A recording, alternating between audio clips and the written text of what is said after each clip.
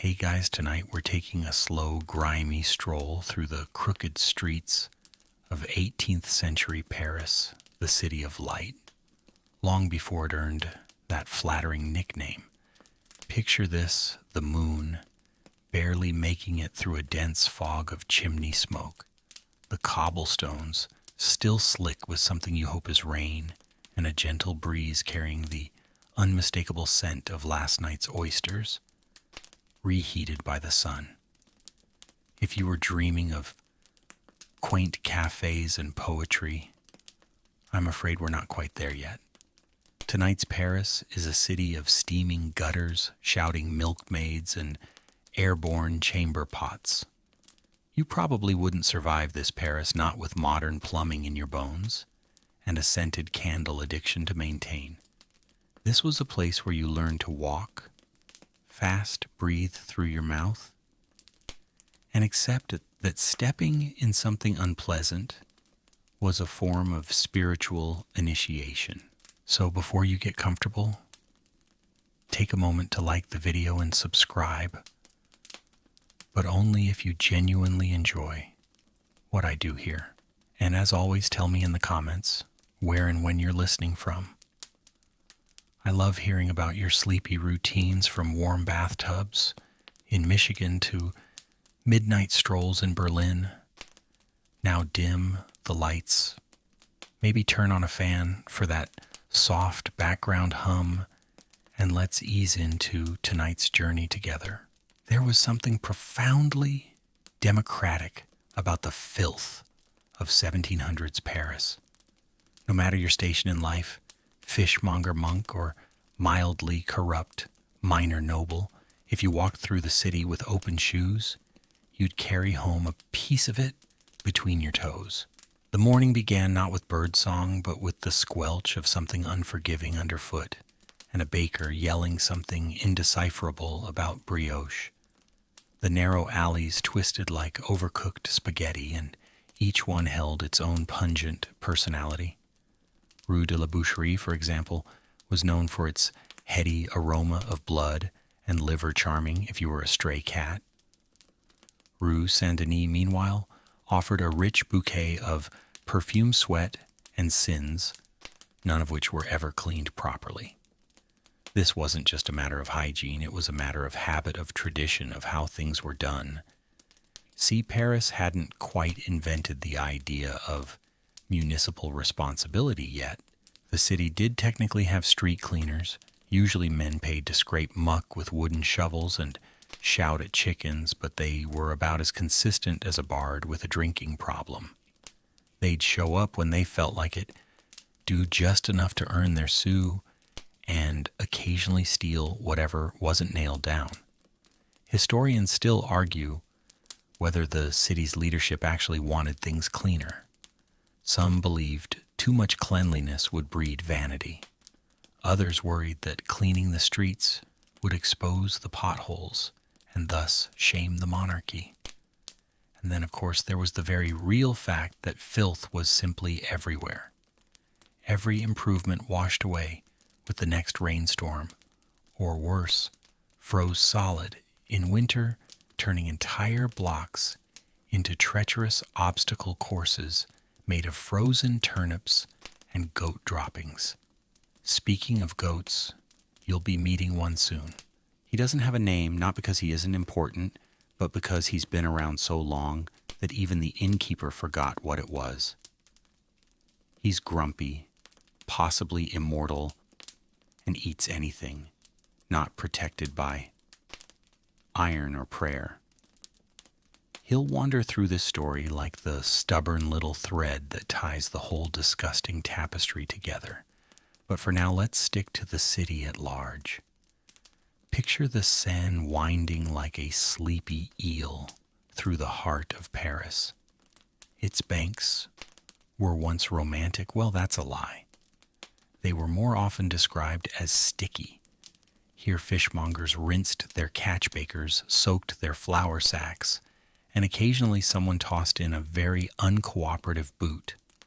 The river was less a natural feature and more a communal sponge for sins, secrets, and unsold soup. There was a rhythm to Parisian life, of course, but it wasn't the kind you dance to. It was more of a slap shuffle squelch. Men in powdered wigs hopped over puddles with practiced grace. Women lifted their skirts with one hand and their noses with the other. Children ran barefoot, immune to consequences, and blessed with terrible judgment. In the early mornings, the city steamed, literally. The night's waste, organic, emotional, spiritual, rose in a warm fog. Rats shook off the dew and returned to their side hustles, which often involved stealing small pastries or operating unlicensed puppet shows. Bakeries opened their shutters, perfuming the filth with the holy scent of bread. And the stew vendors, blessed them, boiled their dubious wares right there in the alley. The same pot, every day, forever.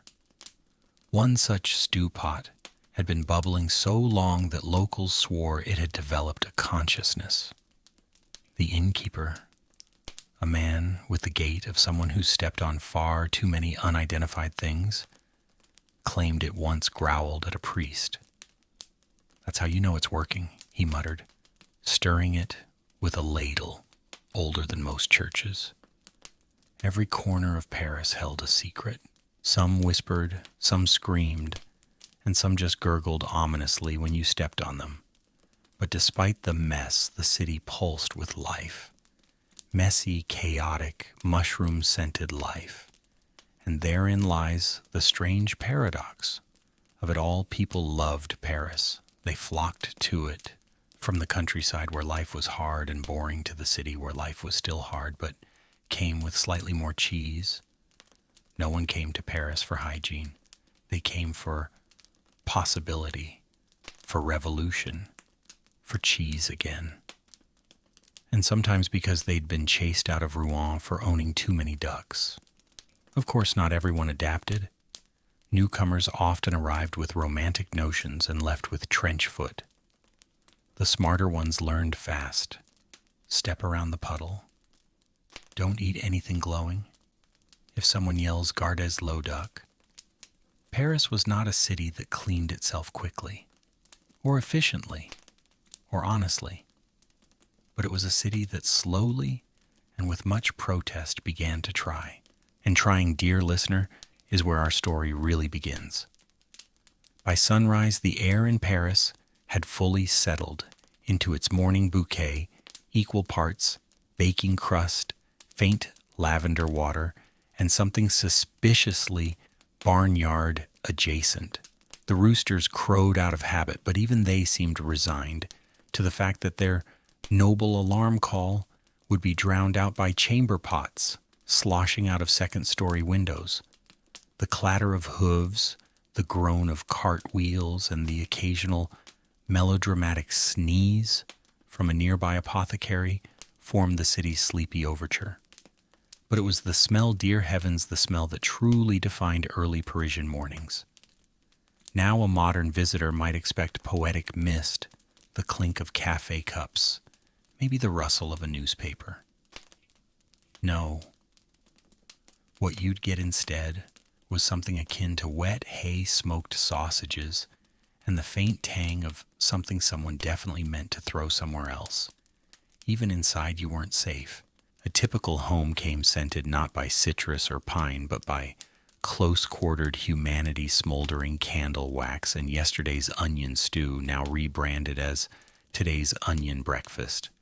Let's talk briefly about breakfast in 18th century Paris. It wasn't the luxurious affair of modern brunch menus with smug little tarts and drizzled things. The average Parisian morning meal was a hunk of bread, if you were lucky, and maybe a sip of last night's wine if your neighbor hadn't borrowed it while you slept. Occasionally, a soft cheese would appear, possibly gifted, possibly smuggled under someone's hat. One particularly notorious cheesemonger, named Emile, reportedly stored his entire inventory inside hollowed-out loaves of bread, which he then wore on his head during market days. This proved surprisingly effective until one unfortunate spring, when the bread began to mold faster than the cheese, resulting in a tragic case of forehead camembert. Historians still argue whether a meal was a visionary or simply confused. As for sanitation at mealtime, well, let's just say it was aspirational. Most utensils were shared, especially in inns, where you might find yourself eating stew from the same spoon a tax clerk had just sneezed on. This built community, or at least immunity. And yet, despite the smells and the chaos, there was a certain rhythm to it all. Milkmaids sloshed their buckets with the confidence of people who knew not to ask too many questions about the cream. Bakers shouted friendly obscenities as they hauled out loaves that could double as blunt weapons. Children darted between legs chasing imaginary coins or very real rats. Some rats wore hats, though, that may have just been wishful thinking from sleep-deprived innkeepers. But let us not forget the early sanitation efforts, if they could be called that. The city did employ a few men known colloquially as rakers, whose job was to scrape muck from the gutters. Armed with wide, flat shovels and a sigh that could curdle milk, they shuffled from block to block, moving as if time itself were too fast for them. One rake named Henri reportedly cleaned the same 3-foot stretch of Rue Saint-Martin every day for 20 years, claiming it kept him grounded. Others thought he just didn't like stairs.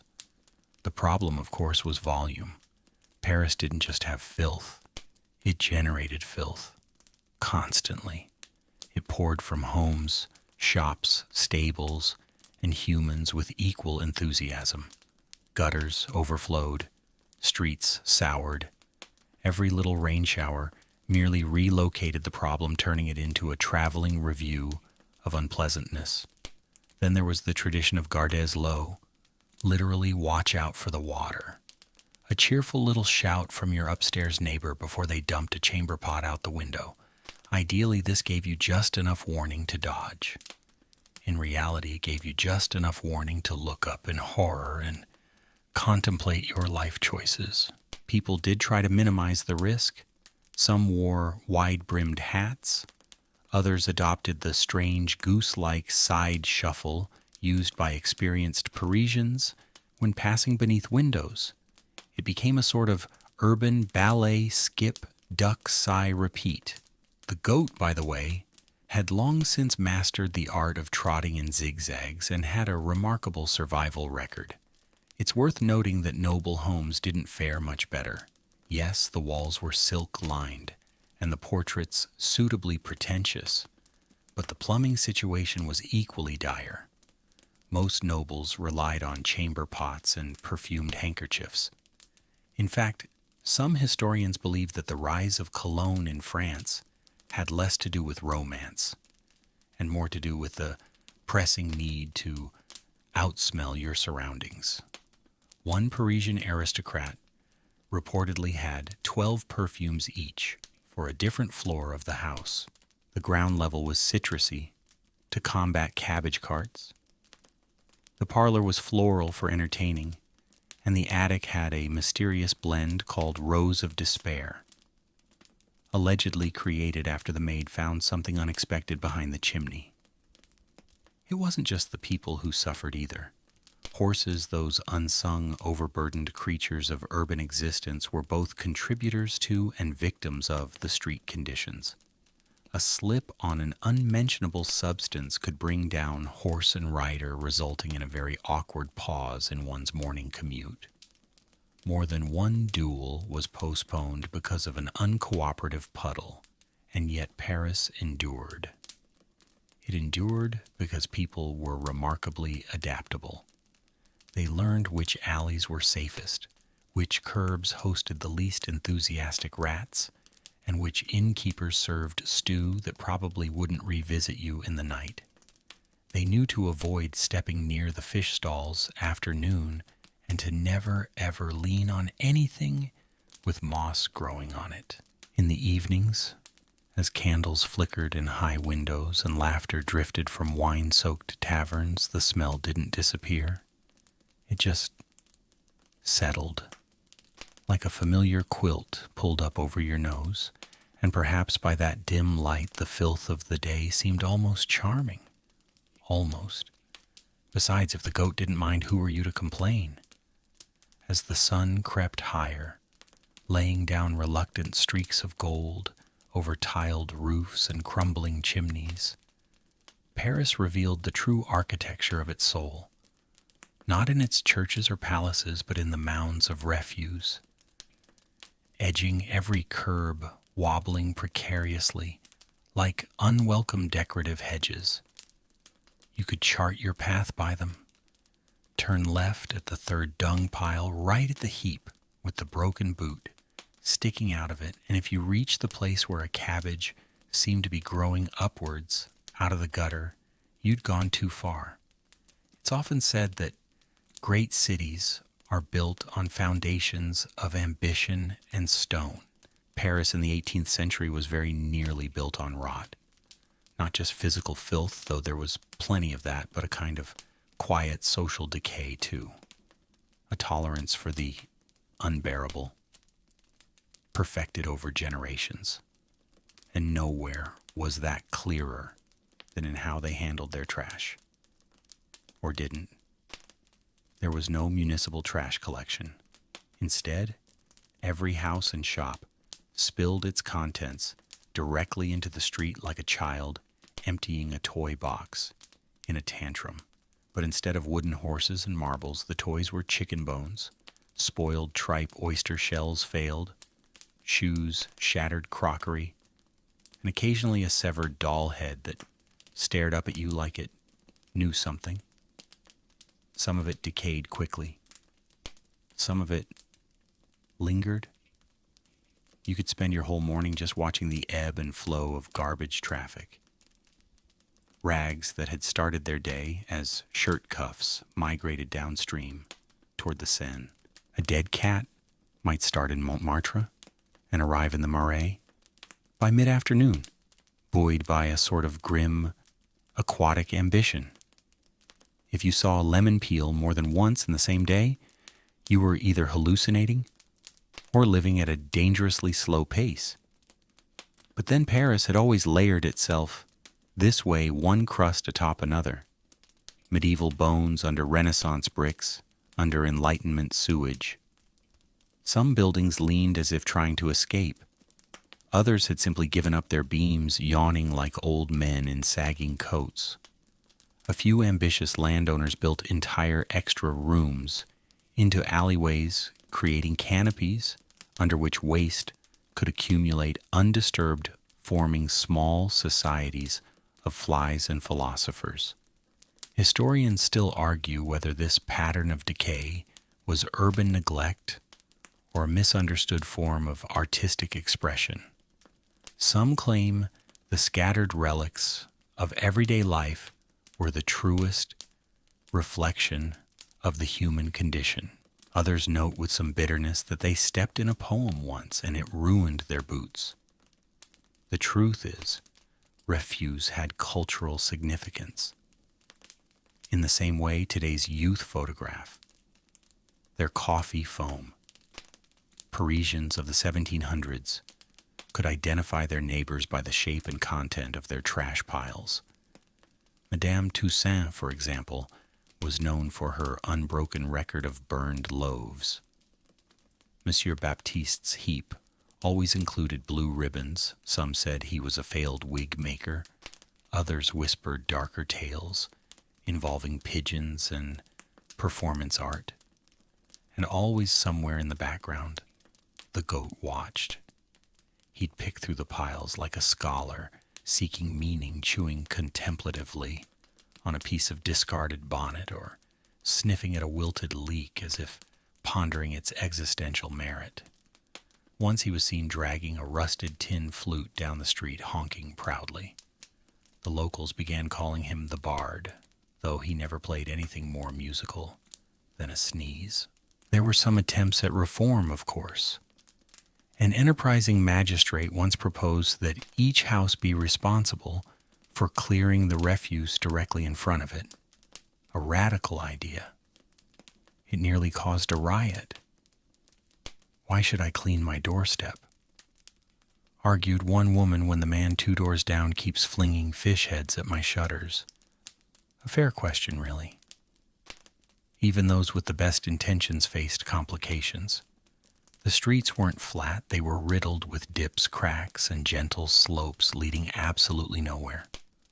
Water pooled in strange places, forming reflective puddles that looked picturesque until you stepped in and learned they were 6 inches deep and had absorbed 3 decades of culinary misfortune.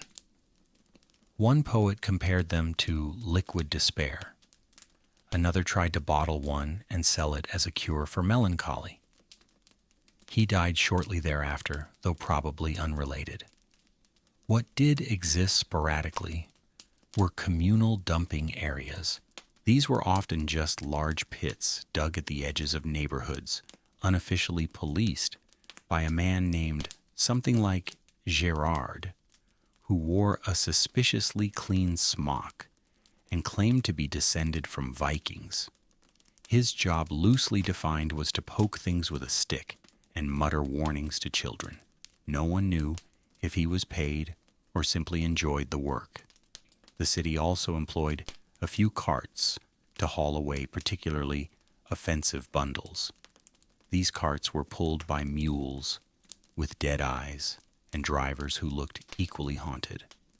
The drivers developed a morbid shorthand for their loads whispers, for organic matter clinkers, for sharp things, and chatterers for anything that moved after being thrown on. The less said about the chatterers, the better. And so inch by inch, Paris transformed itself day by day, not through grand acts of sanitation, but through a slow, steady composting of identity. The filth wasn't just tolerated, it was woven into the rhythm of life. Puddles were jumped over with the same grace as dancers in the Palais Royal. The slap of a discarded eel-skin underfoot became just another drum beat in the symphony of morning. The goat naturally adapted best. He developed a keen sense for edible versus regrettable, and was once seen rescuing a child from a collapsing cabbage pile. His status rose. Locals began to leave offerings, mostly apple cores and bits of crust, which he accepted with the dignity of an emperor. One day he even wore a ribbon, though that might have been accidental. As twilight returned, so did the stink, but now mellowed, warmed, seasoned by firelight, and the faintest trace of roasted chestnuts. People leaned from windows to gossip. Cats slunk out from hiding. The piles of waste settled steaming softly, like the city itself exhaling after a long, filthy breath. And beneath it all, always Paris carried on. Filthy, fascinating, forever unfinished. At a certain point in the day, usually just after the second bout of street shouting, and before the third, there came what scholars would later call the chamber pot waltz. It was less a dance and more an unspoken social ritual of survival, performed with timing, risk, and a deep trust in the laws of physics. Because when you lived in 18th century Paris, you didn't just walk under windows, you negotiated them. The process began with a cry, "Gardes low watch, out for the water." This polite little warning was traditionally shouted just a second or two before someone flung the contents of their chamber pot from an upper window. Sometimes it was wine-colored. Sometimes it was suspiciously chunky. Always it was inevitable. To walk the streets of Paris in those days was to perfect the art of predictive dodging. Locals developed an instinct like migratory birds or drunkards with good balance. You learned to sense when the shout was genuine and when it was just old Madame Beloche yelling at pigeons again.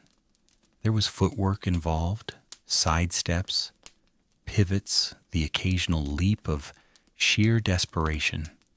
If you heard Gardez low and you didn't instinctively flinch, you were either new in town or had tragically accepted your fate. Historians still argue about the origins of the phrase. Some claim it was rooted in medieval Latin. Others believe it was popularized by a particularly dramatic tailor named Lucian, who once added a pirouette and a theatrical gasp to his warnings. Regardless of its source, it became the soundtrack of the streets. Now you might wonder why throw it out the window in the first place. Well, there weren't many other options. Paris's housing was tall, narrow, and dreadfully inconvenient. Climbing down 5 flights of creaky stairs with a sloshing pot wasn't just tedious, it was dangerous. One particularly slippery staircase in the Faubourg Saint-Antoine claimed no fewer than 37 chamber pot carriers in a single year. Most survived, but their dignity did not. Plus, there was pride involved. A strong arm and a well-aimed toss could earn you neighborhood respect. One innkeeper named Claude was known for his impeccable form. Locals claimed he could hit the exact same paving stone every morning at 7:10, like a punctual horror show. A few even gathered to watch, sipping their morning coffee and wincing in appreciation. That stone, by the way, had a nickname, La Pierre de l'Aube, the Dawn Stone. It was both feared and revered. Children dared each other to step on it. Lovers avoided it lest their romance be cursed by damp boots. And once someone tried to chisel it out and sell it as a relic of urban resilience, the goat promptly bit them and the effort was abandoned. Of course, not all window dumpers were so considerate. Some simply flung their contents without warning, which led to many unfortunate events, including one incident involving a pastry chef, a hat, and a lawsuit that remains sealed in the archives. This lack of coordination gave rise to a curious fashion trend. Wide-brimmed hats with reinforced tops, sometimes made from waxed linen, sometimes from sheer optimism. The truly cautious carried parasols, not for the sun, but as shields. These were known as umbrellas of necessity, and were often held upside down and at arm's length. A well-deployed one could deflect minor disasters. A poorly timed opening, however, might catch the contents mid-air and turn the whole affair into a slow, sticky confrontation with gravity. Merchants naturally adapted. One umbrella seller on Rue des Lombards offered night-soaked guarantee or your money back. He retired rich and only slightly stained. But all this commotion, this daily choreography of ducking, shielding, leaping, was not without humor. The Parisians, in their deeply philosophical way, accepted the absurdity. They joked about it, sang about it, even wrote poems. One ballad, Ode to a Falling Morning, begins with the line, "Your window weeps." Madame and I am not clean. It's surprisingly beautiful if you ignore the context. Even the goat learned the rhythm. He never walked under windows. Not once. Instead, he'd trace narrow paths beside walls, peeking upward with the suspicion of someone who's seen too much. Once during a particularly chaotic spring rain, he took refuge under a fish cart and refused to come out for 3 days. When he did, he was wearing someone's discarded cravat and a look of deep betrayal. The city tried to regulate the dumping. They passed laws, nailed up signs, even posted guards. But enforcement was, let's say, intermittent. One constable named Etienne attempted to patrol an entire block with a whistle and a bucket of sawdust. His whistle broke. His sawdust was stolen. Etienne left the force shortly after, reportedly to pursue a quieter life in poultry. Still, change came slowly. A few buildings experimented with indoor latrines, but they were expensive, prone to clogging, and occasionally exploded. One noble family installed a system involving a trap door and a pulley, which ended with the butler being catapulted into the courtyard during a luncheon. Guests applauded. No one asked him how he felt about it. But it wasn't just about logistics. The very idea of privacy, of separating bodily functions from public life, was still evolving. Parisians were used to proximity. They lived close, ate close, argued close, and yes, relieved themselves close. It was a different understanding of space, of smell, of dignity. The chamber pot waltz then wasn't just about waste. It was about adaptation, about finding grace in chaos, about timing your morning walk between explosions and praying to whichever saint handled street stains. It might have been Saint Fiacre, though he was mostly known for carriages and the occasional rash. And as the sun crested over Notre Dame, casting long shadows across cobbled nonsense, the waltz slowed. People moved with more confidence. The windows quieted. The goat emerged from a vegetable stall with half a radish and a vague smirk. And somewhere a poet scratched out the first line of a verse. It is morning, and I am dry, blessed be. Now you might think that in a city so thoroughly acquainted with mess, the animals would have staged a rebellion by now, but no, many of them thrived. Chief among them were the dogs, not the pampered laphounds of Versailles. No, those creatures never saw a cobblestone in their lives and wouldn't recognize actual mud if it jumped onto their brocaded pillows. No, the real heroes of the Paris streets were a scrappy breed of mutts, collectively referred to as the Dog Brigade. Unofficially employed, vaguely trained, and often dressed in little hats for reasons still not entirely understood, these dogs had jobs, real ones. Take, for instance, Jean-Paul, a wiry terrier mix, who worked, if you could call it that, at a butcher's stall near Rue de Renard. His job was to bark if rats came too close and to accept tips in the form of marrow bones. He wore a red ribbon, not because it was fashionable, but because it made him easier to spot if he got into the wine cellar again, which he did, often. Then there was Marquise, a round, sagging creature with the gait of an exhausted librarian and the soul of a revolutionary. She guarded a bakery famed for its day-old bread, mostly by sleeping on the stoop and sighing judgmentally at anyone who walked by. When the baker finally gave her a bonnet one winter, the city briefly considered granting her a pension. You see, Paris's dogs were woven into the civic fabric. Many belonged to no one but served everyone. They chased carts, herded drunkards, and even escorted blind beggars to their favorite shouting spots. Some historians believe a few of the smarter ones could navigate the entire city by smell alone, like four-legged street maps with questionable personal hygiene. Historians still argue over whether these working dogs were truly trained or simply opportunistic. There are records, doubtful ones, of a dog named Armand, who supposedly rang a bell each time a customer entered a tavern. Other accounts claim he only rang the bell when he wanted a sausage. Either way, the bell rang. The sausage disappeared. Everyone was content. The city occasionally attempted to regulate the canine workforce. There were proposals for dog licenses, dog taxes, even dog uniforms. One official drew up sketches for tiny embroidered vests with municipal crests, which were roundly mocked by the dogs who proceeded to chew every sample brought before them. The idea was abandoned. Still, some dogs found themselves aligned with human causes.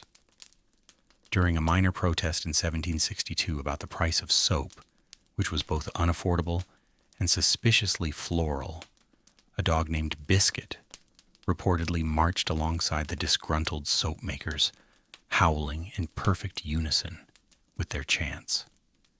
His presence boosted morale significantly. especially when he began stealing handkerchiefs from passing nobles. The goat watched this from a distance, of course, chewing solemnly on a length of twine and blinking slowly, as if to say that one knows what he's doing. In one particularly baffling episode, a group of tavern owners decided to train dogs to carry messages between establishments using scraps of cloth tied to their collars. This seemed like a good idea for roughly 2 hours, until one dog became distracted by a sausage stand and another attempted to deliver his message to a statue. The experiment ended with 4 torn aprons, 2 missing sausages, and a love letter accidentally delivered to a fishmonger. Yet for all their chaos, the dogs brought a kind of balance to the city. They reminded people to move to watch their pockets, to share their crusts. Children learned kindness from feeding them. Bakers learned patience from shoeing them. And everyone learned eventually not to leave a wheel of cheese unattended, not even for a moment. And they weren't the only ones with jobs. Cats, of course, operated under entirely different management. Self-employed, contractually aloof, and unionized in spirit, if not in fact, they regarded the dog's antics with disdain. A cat named Fleur, famous in the Latin Quarter, once sat motionless for 3 days on a windowsill, while the family inside moved out repainted and accidentally replaced her cushion. She didn't move. The goat, upon sniffing her, once wisely decided never to do so again. But if the dogs of Paris served as minor public servants, the city's relationship with sanitation animals went one level deeper: the mythical night pig. Rarely seen, frequently blamed, the night pig was said to roam the alleys just before dawn, consuming the worst of what the streets had to offer. Some claimed it had glowing eyes and a bristled back like a hedgehog. Others insisted it was just a particularly aggressive butcher's pig that had gotten loose years ago and now lived on fermented turnips and bad decisions. No one ever caught it, though.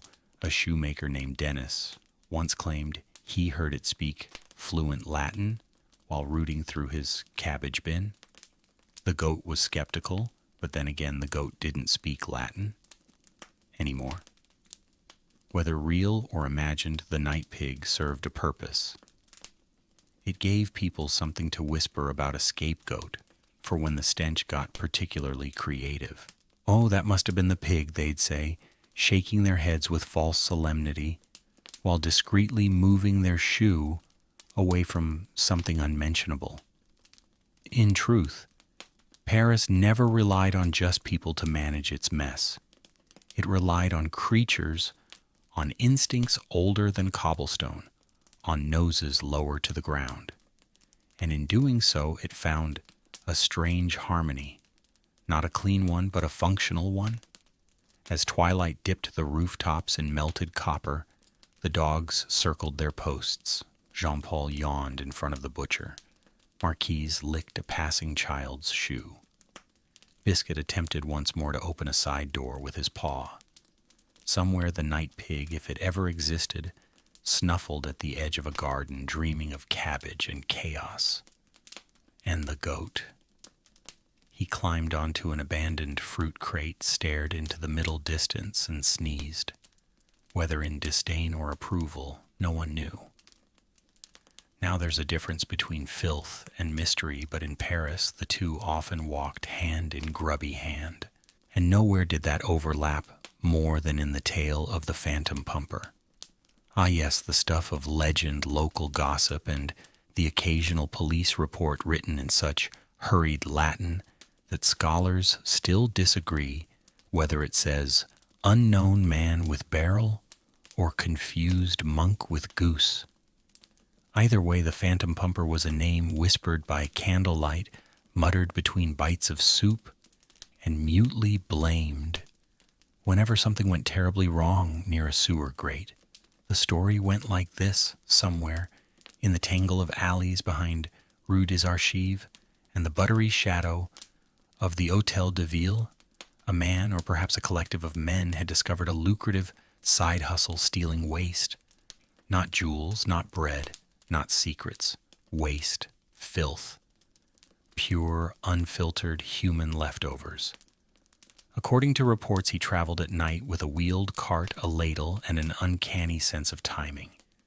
He'd sneak up to privies, empty their contents into his barrels, and disappear before the morning bell.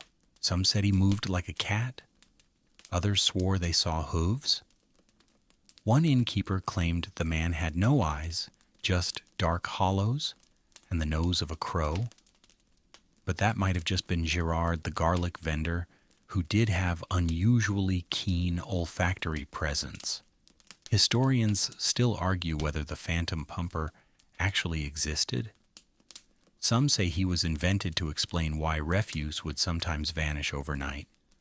Others insist he was real and that he sold the waste as fertilizer to farmers on the outskirts of the city, enterprising if olfactorily questionable. There is one documented fine from 1738 involving a mobile privy operator who violated the odor boundary of Saint-Jacques. The ticket was never paid, and the man was never found. His cart, however, was discovered a week later floating gently down the Seine, trailed by an angry duck and a very clean rat. Paris, as a rule, preferred its legends fragrant and implausible, and the phantom pumper fit perfectly. See, the problem wasn't that there was waste. The problem was what to do with it. The city's official waste management program, such as it was, included a few overflowing pits, a handful of severely underpaid ditch diggers, and one tragic fellow named Léon who tried to catalog every privy in Paris before collapsing from the sheer moral weight of his task. He later opened a bakery. It was quite good. Privies or fossettes were small holes dug behind homes, often covered with a plank and occasionally a decorative doily. When full, they were meant to be emptied by a designated vidangeur, a man with a strong back, a weak nose, and a cart lined with regret.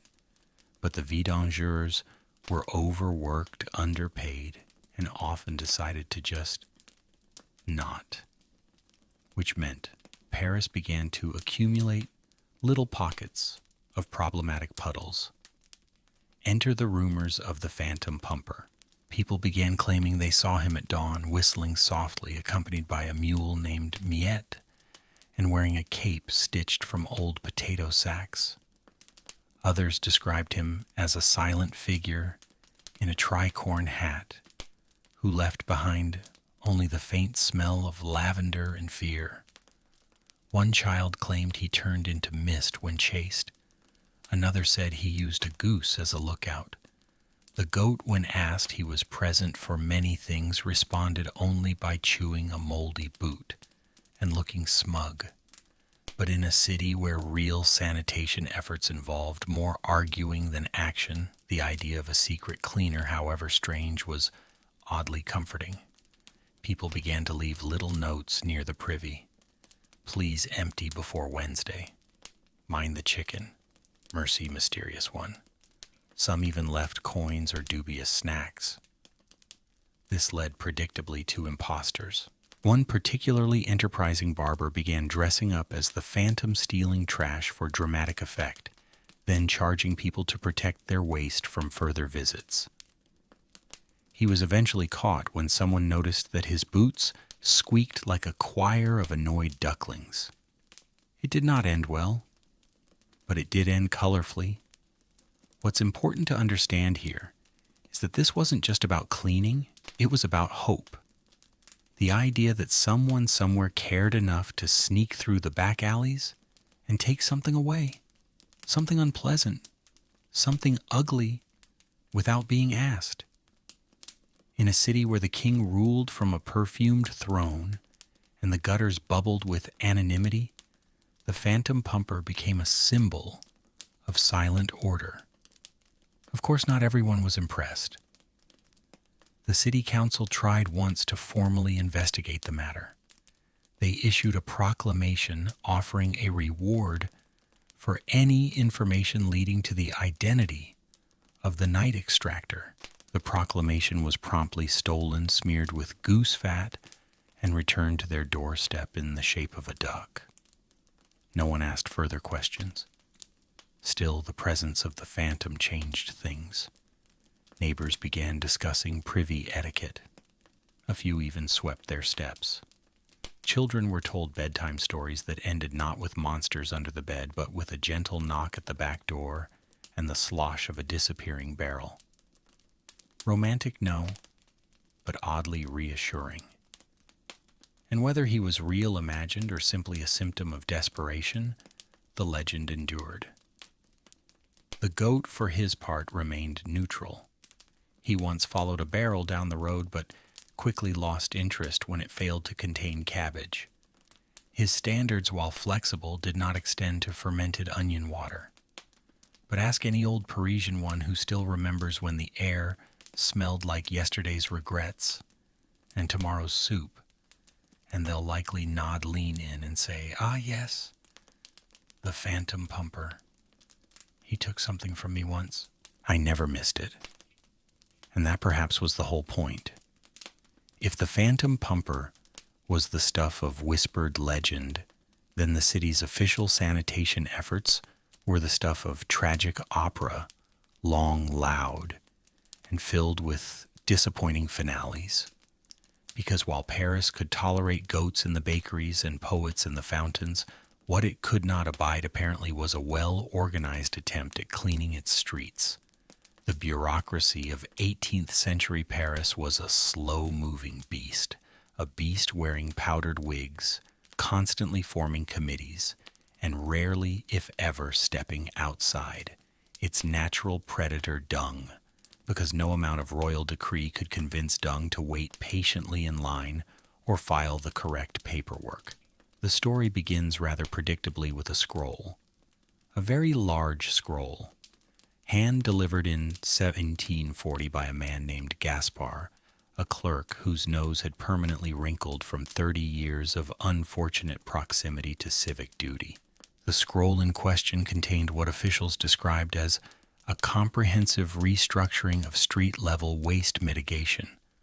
What it actually was, according to a butcher who skimmed the opening paragraph, was a lot of big words and very few shovels. But Gaspar believed in it. He believed that with enough ink signatures and firm language, the filth could be defeated. He wore a medallion shaped like a broom. He referred to gutters as horizontal latrines of the people. He gave speeches in front of steaming alleys and held up diagrams that always got blown away by wind pigeons or the occasional drunk mime.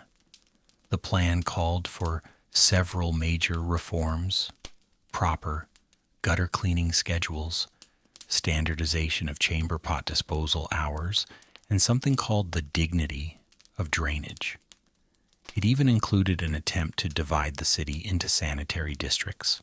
District 3 was to be moderately clean, District 4 aspirationally clean, and District 5 simply marked with a skull and the phrase, "Here be cabbage." But there was resistance, deep, sticky, slippery resistance. The merchants balked. "If I clean my stall, the butcher's mess will just drift down to me," grumbled a fishmonger while sharpening a knife on a scallop. Bakers claimed flour dust was a sanitation measure. Tavern owners insisted their customers preferred a lived-in ambiance. Even the local perfumers were divided, half argued for cleanliness, the other half insisted the smell of the city boosted perfume sales by 17%. The goat, as usual, remained neutral, but did eat part of Gaspar's scroll during one particularly windy rally. It was the section on urinal protocol. No one mourned its loss. Gaspar tried enforcement next. He assembled a team 10 men with brooms, whistles, and armbands stitched with the city seal. They were dubbed les balayeurs officiels, the official sweepers. A noble title, a cursed mission. Their first assignment was the Rue de l'Ossée, known locally as Puddle Alley. They arrived at dawn, prepared, enthusiastic, and wearing matching hats. By midday, 5 had fled, 3 had slipped, 1 had declared a religious crisis, and the 10th was last seen trying to bribe the goat for passage through a particularly treacherous compost drift. The street remained entirely uncleaned, though it did now feature a small sign reading, "Beware of ambitious men." Historians still argue whether Gaspard's campaign was a genuine civic effort or a veiled attempt to win favor with the court. Some claim he was promised a barony if he could reduce the city's stink by even 1 measurable unit. Others believe he was simply bored and had read 1 too many Roman engineering manuals. Either way, his dream began to dissolve slowly like soap in dirty water. There were victories, of course. A few households installed modest drainage trenches, narrow wooden channels that led waste toward central gutters. One particularly enterprising landlord in the Marais even built a series of miniature sluices connecting every privy in his building. Unfortunately, he neglected to test the angle of descent. When it rained, the waste ran backward. His tenants revolted. The goat was caught surfing the resulting wave. Gaspard's last great hope was the installation of official waste barrels, 1 on each corner, labeled and monitored. They lasted exactly 4 days. On the 5th, they were stolen by a group of candle makers who insisted they were perfectly barrel-shaped and refused to apologize. The city council responded by forming a new committee, which then adjourned indefinitely for lunch. And so the great duel between the bureaucrats and the dung ended not with fanfare, but with a soft, collective shrug. The city returned to its previous method, deny, deflect, and occasionally hose something down if a foreign dignitary was expected. Still, Gaspard did not vanish. He returned to his office, windowless, scroll-stuffed, smelling faintly of lemon and despair, and began work on a memoir, Sweeping Reforms, My Life Among the Unbothered. It sold 3 copies. 2 were used to prop up uneven tables. The 3rd somehow became bedding for a very confused parrot in Montmartre. The goat, on the other hand, flourished. He began attending council meetings, uninvited but also unstoppable, and once famously chewed off a wig during a particularly long debate about drain angles. It was widely agreed that he made more sense than most of the speakers. By the late 1750s, the official sanitation documents were yellowing in drawers, their ambitious diagrams curling at the edges like forgotten dreams. Gaspard retired his broom medallion, now a paperweight. The streets remained mostly as they had always been, unpredictable, fragrant, and deeply personal. But for all its failures, something about the effort stuck. People began to notice the streets a little more. They stopped dumping things directly onto neighbors' shoes. A few even swept their own doorsteps, not out of law but pride or fear of goats. Because in Paris, even when the bureaucracy lost the idea, sometimes lingered in the cracks between cobblestones, in the whistle of a broom, in the memory of a scroll that once dared to believe that cleanliness might be more than a rumor. Of all the grand delusions Paris clung to in the 18th century, perhaps none was more tragic, more glorious, and more thoroughly misunderstood than the idea that it already had a sewer system. Now, technically, this wasn't entirely false. Paris did have sewers. They were just, let's say, shy, hidden, minimalist. In some cases, they existed only on paper. In others, they existed as actual tunnels that were either too small, too crooked, or too enthusiastic in collapsing when walked upon. Most citizens never saw one which was good, because the ones who did usually returned pale silent and a little damp in ways they couldn't quite explain.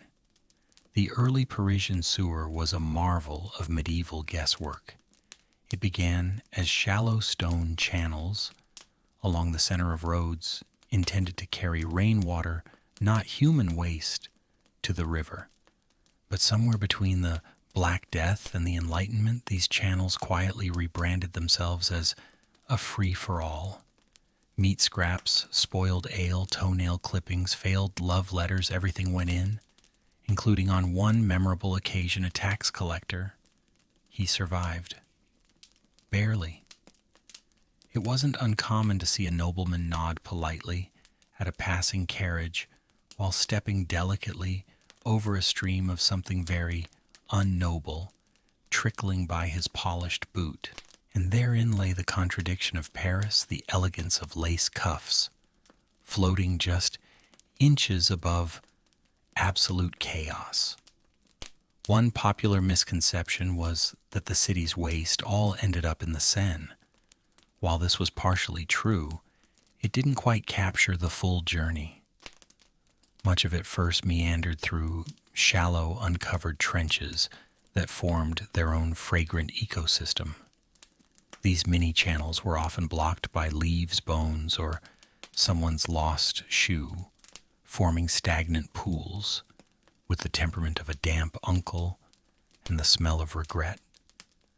Enterprising boys sometimes floated little boats through them, complete with tiny flags and names like Le Courageux or the Floating Sausage. There was even an unofficial race held every spring in the Rue Vieille du Temple, the prize bragging rights and possibly typhoid. Historians still argue over how aware the city's engineers were of the situation. Some suggest they truly believed their network of half-hearted tunnels and reluctant grates could handle the load. Others point to letters from frustrated masons who begged for more support, wider tunnels, or simply less everything. One wrote, "I cannot build miracles with bricks soaked in sins." The goat never won for metaphor, simply avoided the gratings altogether. He had fallen in once briefly and emerged covered in something blue and fizzy. He was never the same afterward. More contemplative, slightly judgmental. He took to watching the drains as if waiting for them to apologize, but the city persisted in its optimism. In 1746, a map was drawn by a man named Clément Dubois, a cartographer with a poor sense of scale and an even poorer sense of smell. His plan de l'écoulement, Parfait laid out an intricate web of imagined sewer lines that crisscrossed the city like spider veins on a drunk aristocrat. Unfortunately, many of these lines connected to nowhere. One ended beneath a bakery, another inside a well, and several formed a loop that, when followed, led the waste directly back to where it began. Dubois defended his work fiercely, claiming the map was conceptual. He later pivoted to painting melancholic chickens and never mentioned drainage again. Still, some sections of the city did possess real underground channels. The Latin Quarter, for example, had a few vaulted corridors that had once been Roman aqueducts. These were repurposed with the enthusiasm of someone duct taping a leaky boat. Walk too loudly and you risked a collapse. Light a torch and you might ignite a gas pocket. But for the truly brave or profoundly lost, these tunnels offered an eerie, echoing underworld of dripping walls, whispering pipes, and the occasional skeletal boot. Some claimed secret societies used the sewers to move unseen. One rumor told of a group called Les Sentinelles du Drain, the Drain Sentinels, who monitored the city from below and plotted to replace all aristocrats with highly trained pigeons. This was never proven, of course, but the goat seemed unusually nervous around birds for several months. But for all its failures, the sewer did serve one purpose. It symbolized hope.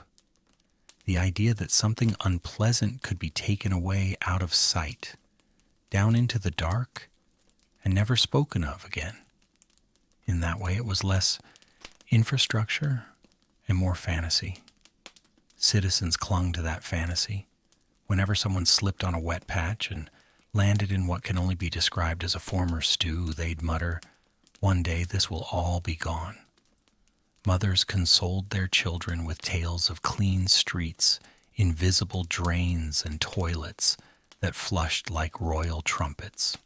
Fathers toasted their wine to a Paris that does not splash back, and all the while the filth trickled on cheerful and unimpressed. Still, the dream endured. In the minds of planners and poets, the sewer was always just one project away from perfection, just one new tunnel, one wider grate, one less chicken inexplicably perched atop a manhole cover. Even now, as evening fell and lanterns flickered to life, you could hear the city breathing through its drains. A low gurgle here, a sudden splash there, the sound of an old, tired organism trying its best, and the people they carried on, stepping carefully, laughing loudly, daring fate. Because in Paris, the filth wasn't just tolerated, it was woven into the rhythm, a kind of grim lullaby crooning beneath the stones. The goat, perched once more atop his favorite fruit crate, sighed through his nose and watched as a puddle vanished into a crack in the street. Progress. It's one thing to live in a city marinated in its own creative interpretations of hygiene, and quite another to try to change that city. But every era has its dreamers, and in Paris that dreamer was a man named Benoit, a tall mop-wielding philosopher who believed truly and deeply that the pursuit of cleanliness was a moral calling not just for the body but for the soul. Benoit was not employed by the city. He wasn't even particularly welcome in most parts of it. But that didn't stop him. Clad in a threadbare waistcoat and a hat permanently bent, from years of thoughtful tilting, Benoit appeared every morning on the Rue du Vieux Colombier with a battered mop and the expression of someone who had seen things and then tried to clean them. His mission: to bring about what he called la révolution hygiénique, a revolution of soap water and social conscience. Naturally, no one listened to him.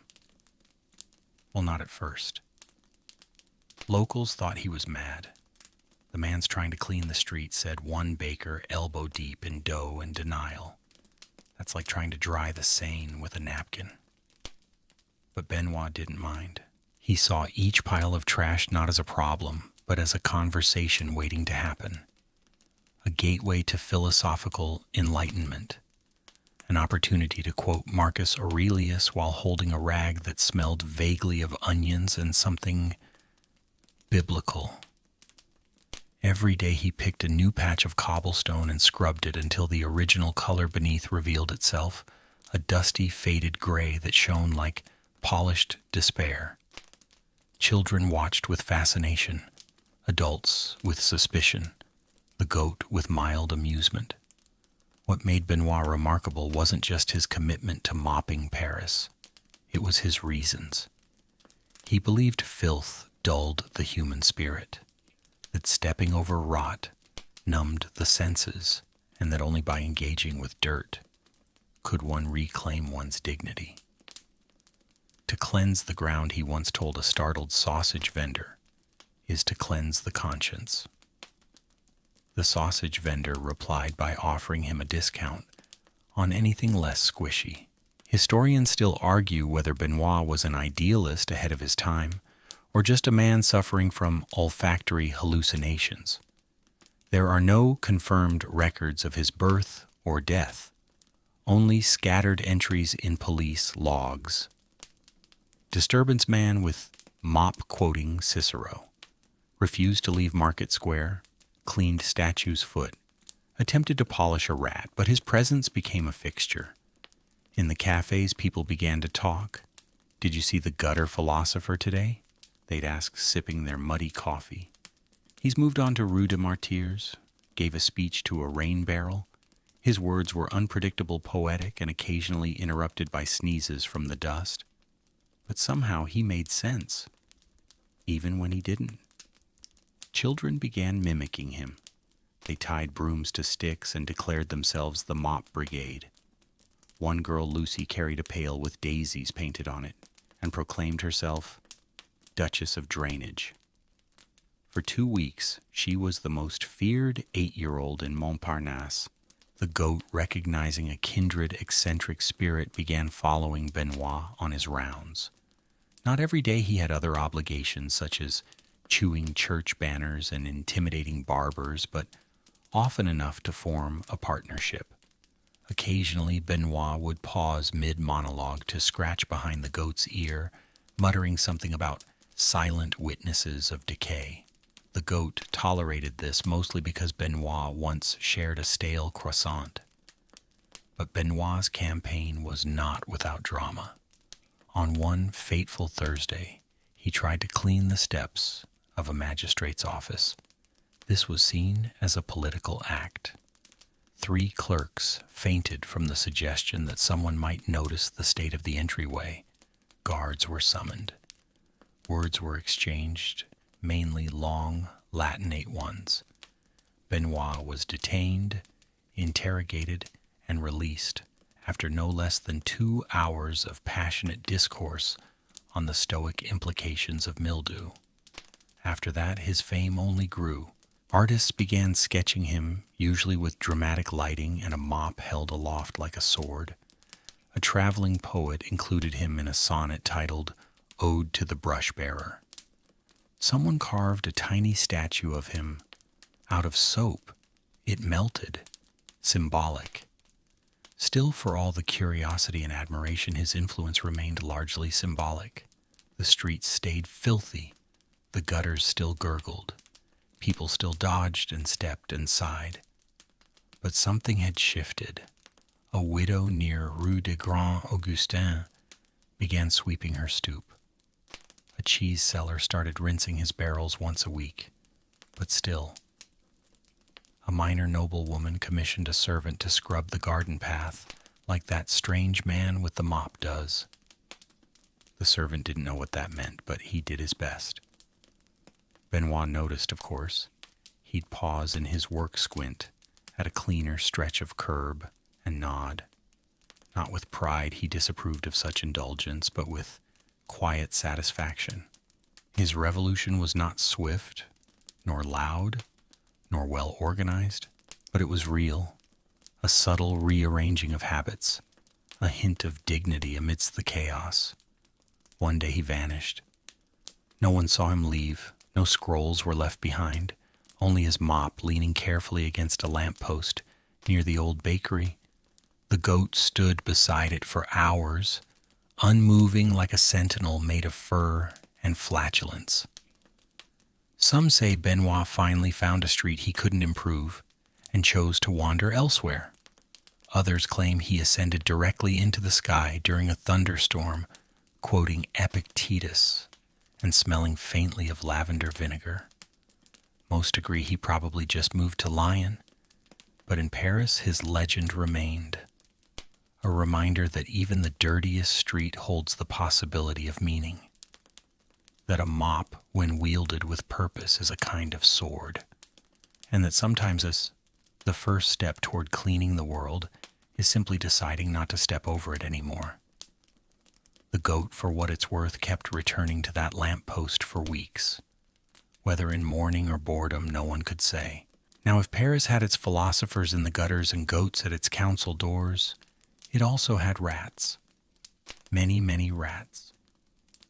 And while most cities quietly pretend not to notice their rodents, Paris in the 18th century had no such luxury. The rats didn't just live in Paris, they belonged to it. Like onion soup, dramatic sighs and bread that could injure someone if thrown with enthusiasm. These weren't the shy, skittering creatures of modern nightmares. These rats were confident, robust, organized. Some walked with a limp, some with a swagger, some wore battle scars. All knew the rules of the city better than most officials, and if the goat was the street's wary observer, the rats were its true inheritors. They were everywhere, beneath the floorboards inside the walls, behind the cheese counter sometimes, as the cheese counter.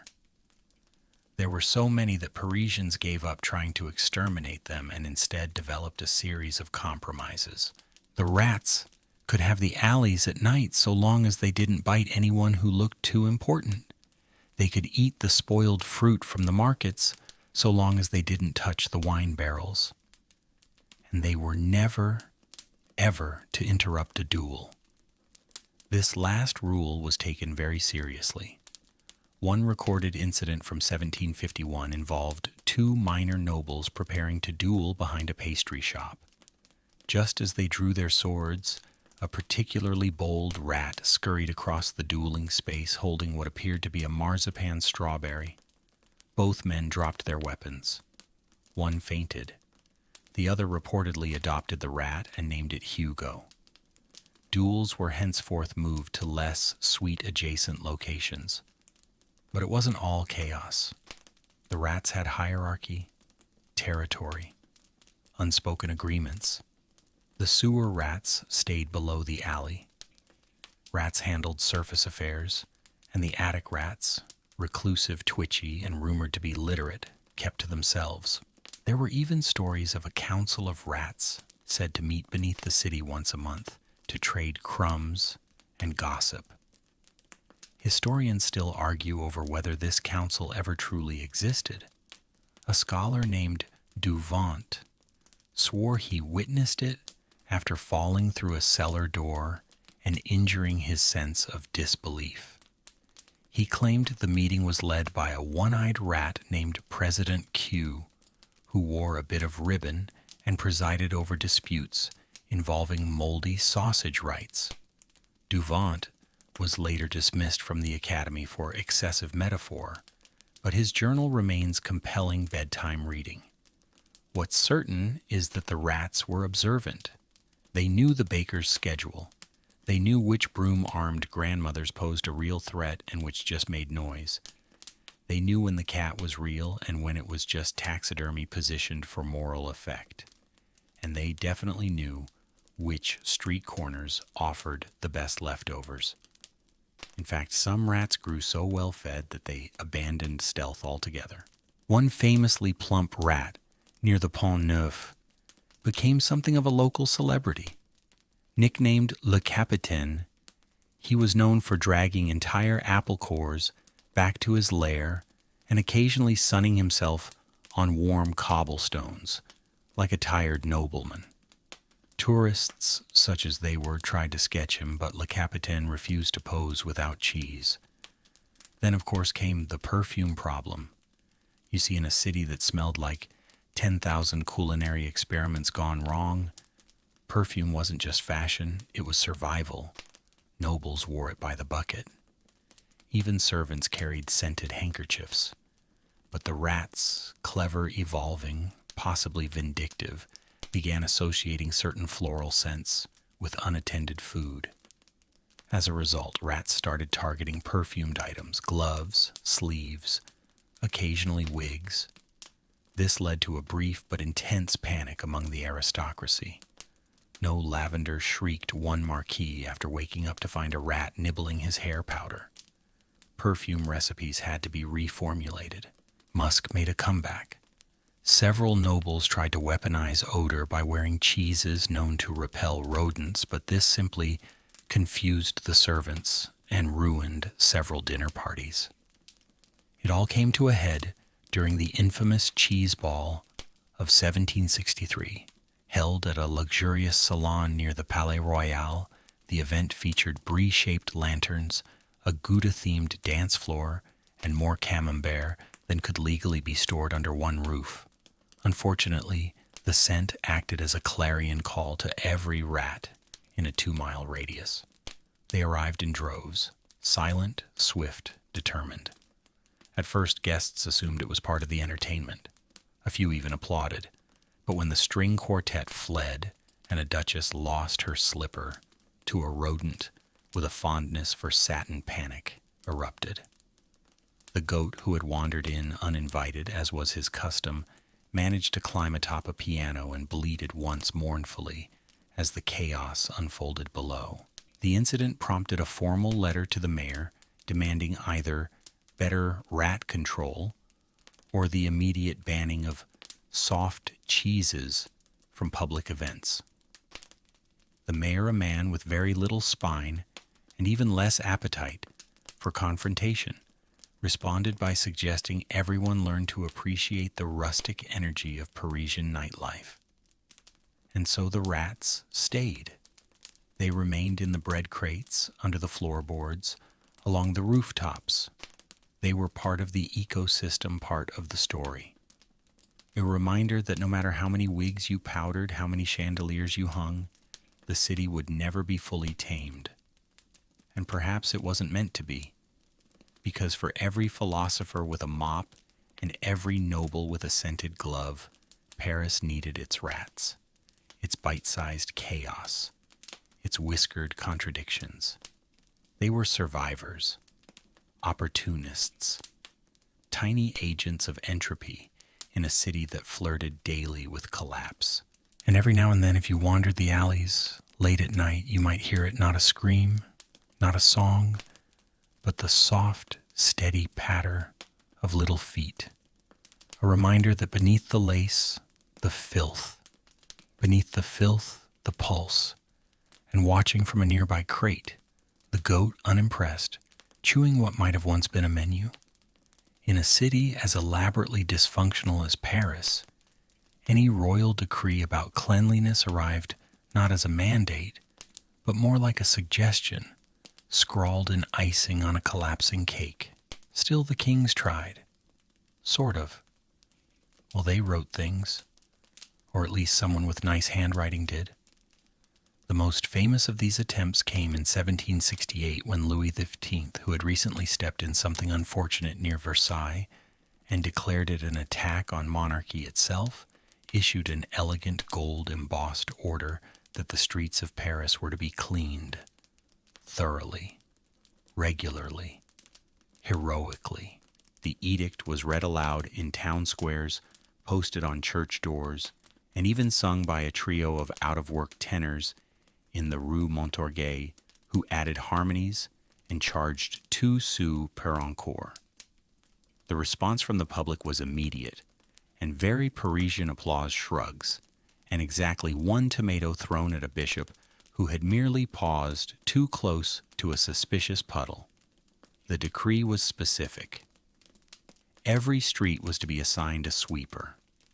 Every citizen responsible for keeping the area before their home free of offensive matter. Waste barrels to be distributed. Fines to be issued. Order to be restored. And then naturally came the lawsuits. You see, implementing royal orders in Paris was like trying to train a cat to juggle.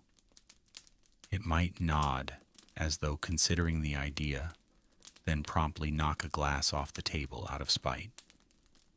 The noble class was furious. "You want me to clean my own steps?" One countess screeched, fanning herself so vigorously she dislodged a powdered wig that had been harboring a small nervous bat. Merchants protested on principle. Fishmongers declared that freshness could not coexist with brooms. Blacksmiths claimed the soot was sacred. And one particularly theatrical cheesemonger argued that sweeping the alley would disrupt the delicate social contract between man mold and mouse. The sweepers, those poor souls, were caught in the crossfire. Many had been hired, quickly handed a broom, and told to go out there and make France proud. Some lasted an hour.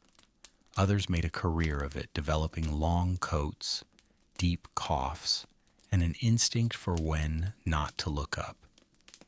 Take Maurice, a veteran sweeper, with hands like cured ham, and a voice like gravel warmed over candlelight. He was assigned to Rue Saint-Honoré, a thoroughfare so persistently cluttered with human activity and ex-human lunch remains that it seemed to regenerate filth faster than he could move it. Still he tried. Every morning at dawn, he'd appear with broom and bucket muttering oaths to minor saints and perhaps to the goat, who watched from a safe distance with that faintly mocking stare only goats and bureaucrats can master. Maurice developed techniques, the shuffle and scoop, the slide and swear, and his pièce de résistance, the double-back flourish, which involved a spin, a slap of the broom, and an impressive cloud of dust that often caused passers-by to momentarily lose their religion. His reward: lawsuits. You see, cleaning was not simply about removing filth. It was about where you put it afterward. One day, Maurice swept a particularly stubborn heap from one shop front to the gutter. The shopkeeper screamed trespass and summoned a constable. The next day, Maurice deposited the same heap behind a carriage. The coachman sued for wheel obstruction. By the third day, the heap had developed its own personality and was possibly dating a stray hat. Historians still argue whether the royal edict truly intended to clean the city or merely to shift blame. The wording was ambiguous. Each citizen shall maintain propriety before their domicile. Propriety, as it turned out, was a flexible concept. One woman claimed her idea of cleanliness included leaving wine bottles in the gutter to air.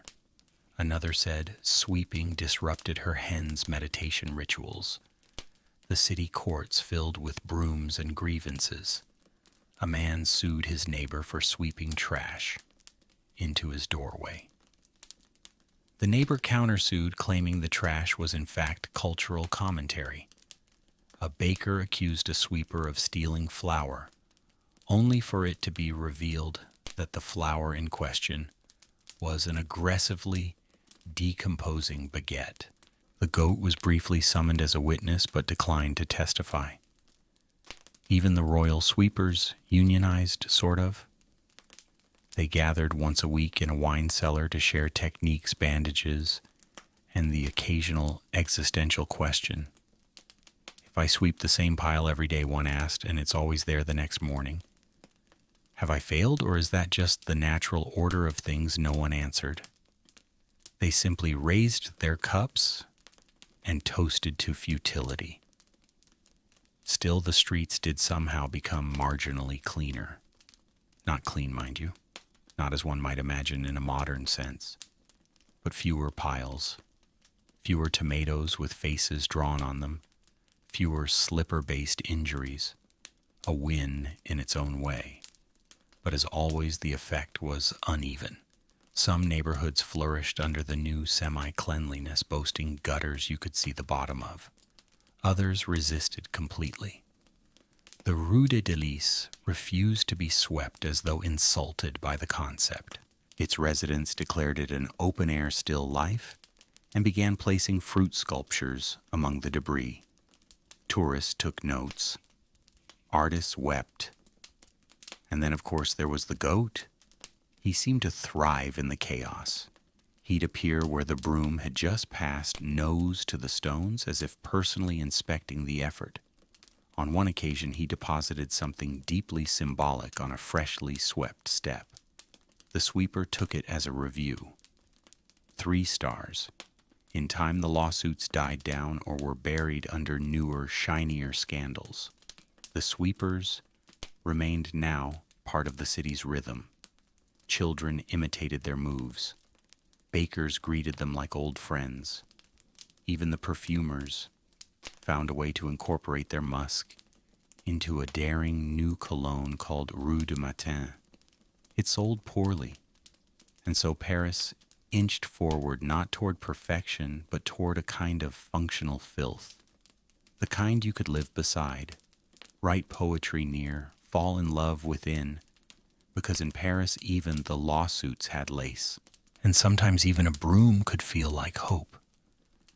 Paris, ever fond of performance over practicality, soon settled on a compromise that suited its dramatic temperament and mildly indifferent approach to sanitation cleaning day. A single designated moment in the week when the entire city would, in theory, roll up its sleeves and make an honest effort to tidy things up. That day was Thursday. Why Thursday, no one quite remembers. Some say it was chosen because it wasn't too close to the market days, or because the king's astrologer claimed Mars was less combative on Thursdays. Others believe it was simply because Friday was soup day and no one wanted to clean on a full stomach. Whatever the reason, Thursday became the official, unofficial cleanliness day in Paris. The bells didn't toll, the laws didn't change, but something in the air shifted. Perhaps it was the faint anticipatory smell of wet broom bristle, or perhaps it was just Thursday's usual stew of cabbage ink and civic guilt. The city responded as only it could, with a collective shrug followed by mild participation. By mid-morning, housekeepers could be seen tossing buckets of water onto the streets, occasionally hitting pedestrians, and always apologizing in ways that made it very clear they weren't sorry. Children were conscripted into sweeping doorsteps, though most preferred to draw large faces in the dust instead of removing it. One particularly artistic child named Claude drew such a detailed rendering of a magistrate's face on the sidewalk that the magistrate himself stopped to tip his hat. He then stepped in a puddle and cursed for a full minute. The merchants made a show of compliance. Bakers swept their entryways, mostly to remove pigeons. Fishmongers reluctantly hosed down the cobblestones, causing the gutters to bubble in protest. Butchers scoured their benches, their aprons, their knives. Anything really that wasn't the actual source of the smell. Perfume vendors leaned into the day with theatrical flair, spritzing the air with lavender and rose water, creating brief, fragrant zones of denial along Rue Saint-Honoré. The contrast between these scented sanctuaries and the surrounding funk was so stark that a visiting noblewoman reportedly fainted at the olfactory whiplash. The goat, needless to say, disapproved. He hated Thursdays, not because of the cleaning, but because people moved things. Crates were upturned. Rotten fruit was whisked away. Barrels he'd been planning to nap in were rinsed and turned into flower pots. His reliable landmarks vanished under soap suds and good intentions. He once attempted to headbutt a mop, but got tangled in its strings. The broom won. The sweeping itself became a kind of theater. People wielded brooms like sabers, shouting at dust and occasionally dueling it. Water splashed. Rags flew. At one point, an elderly man in the Latin Quarter began narrating his own scrubbing efforts aloud in perfect rhyming couplets. By lunchtime, he had a small audience and several tips. But for all the commotion, the results were at best symbolic. The cleaned streets gleamed for an hour, perhaps two. Then the city returned to itself. Dust drifted back like it had forgotten something. Chickens re-emerged. The wind carried whispers of rotting onion peels back to their ancestral corners. And the people, proud of their civic display, tracked everything right back over the freshly scrubbed stones. Historians still debate whether cleaning day was intended as a real measure or a communal placebo. Certainly no records suggest it had measurable impact on disease rat populations or general slipperiness, but socially it mattered. Neighbors greeted each other, arguments were paused in favor of joint sweeping. Romance bloomed literally in the form of young men offering to help rinse stoops for older women who pretended not to be impressed while baking twice as many tarts the next day. One couple even married after sharing a sponge. That sponge was later framed. The marriage was not. Of course, not everyone played along. A certain landlord in the Marais claimed his building was too historic to be cleaned. Another near Les Halles insisted that cleanliness offended his sensibilities and disrupted the spiritual ambiance of the refuse pile he referred to as le coin de l'âme, the corner of the soul. He once read poetry aloud to it for 4 straight hours while the goat attempted to chew his boot. Then there were the rebels, those who deliberately dirtied things on Thursdays just to make a point. A group of artists calling themselves les crasseux libres, the free filthies, would toss flower petals into gutters and stage interpretive dances around puddles. One was arrested for painting La vérité est dans la boue, truth lies in mud, on a public fountain using duck feathers and mustard. The city, as always, tried to respond with policy. A proclamation was issued encouraging tidy cheerfulness. This achieved little. Another encouraged citizens to thank their neighbors for their efforts. This resulted in a wave of insincere compliments and several duels. Finally, the council tried offering small medals for notable acts of cleanliness. These were stolen, melted down, and turned into spoons. Still, Thursday persisted. It became part of the city's rhythm, something expected like bad wine or good gossip, a moment where everyone briefly, imperfectly pretended that the grime could be held at bay. And perhaps that was enough, because Paris wasn't a city obsessed with cleanliness. It was a city obsessed with meaning. Even in the sweep of a broom or the toss of a bucket, there was symbolism, gesture, performance, the hope that one small act might ripple outward, might matter. And as the sun dipped low on a Thursday evening, casting gold across the glistening cobbles, Paris would catch its reflection in a puddle and for a moment believe in its own illusion. Then a rat would scurry by with a croissant, the goat would sneeze dramatically, and everything would return to normal. Of all the weapons ever wielded in Paris's long and mostly losing battle with filth, none was as controversial, as delightfully ridiculous, or as fashionably absurd as the very fancy bucket. Not just any bucket, mind you. This was the commode de poche, or pocket commode, a term which suggests portability, but in practice required both confidence and a footman with good balance. Invented by a noblewoman whose name was either Madame de Lavande or possibly just Claudine History, is unclear. The device was intended to bring elegance to emergency toiletry, because for the upper classes, bodily functions were something to be whispered about, discreetly, preferably in another room, preferably by someone else. Enter the bucket. Lacquered wood, gilded rim, a floral porcelain basin nested inside, and most extravagantly, a silk-lined lid featuring a cherub who looked like he too was regretting everything. The contraption resembled an ornate hat box or perhaps a suspiciously ornate biscuit tin. Only the truly discerning could tell what it was for. The idea, according to its inventor, was simple. Eliminate the awkwardness of disappearing during a long salon gathering. Instead, one could retire behind a screen stylishly, of course, and take care of matters in private, all while maintaining the illusion of eternal composure. It was hailed in some circles as liberating, in others deeply unsettling. And then, of course, someone brought it to a party.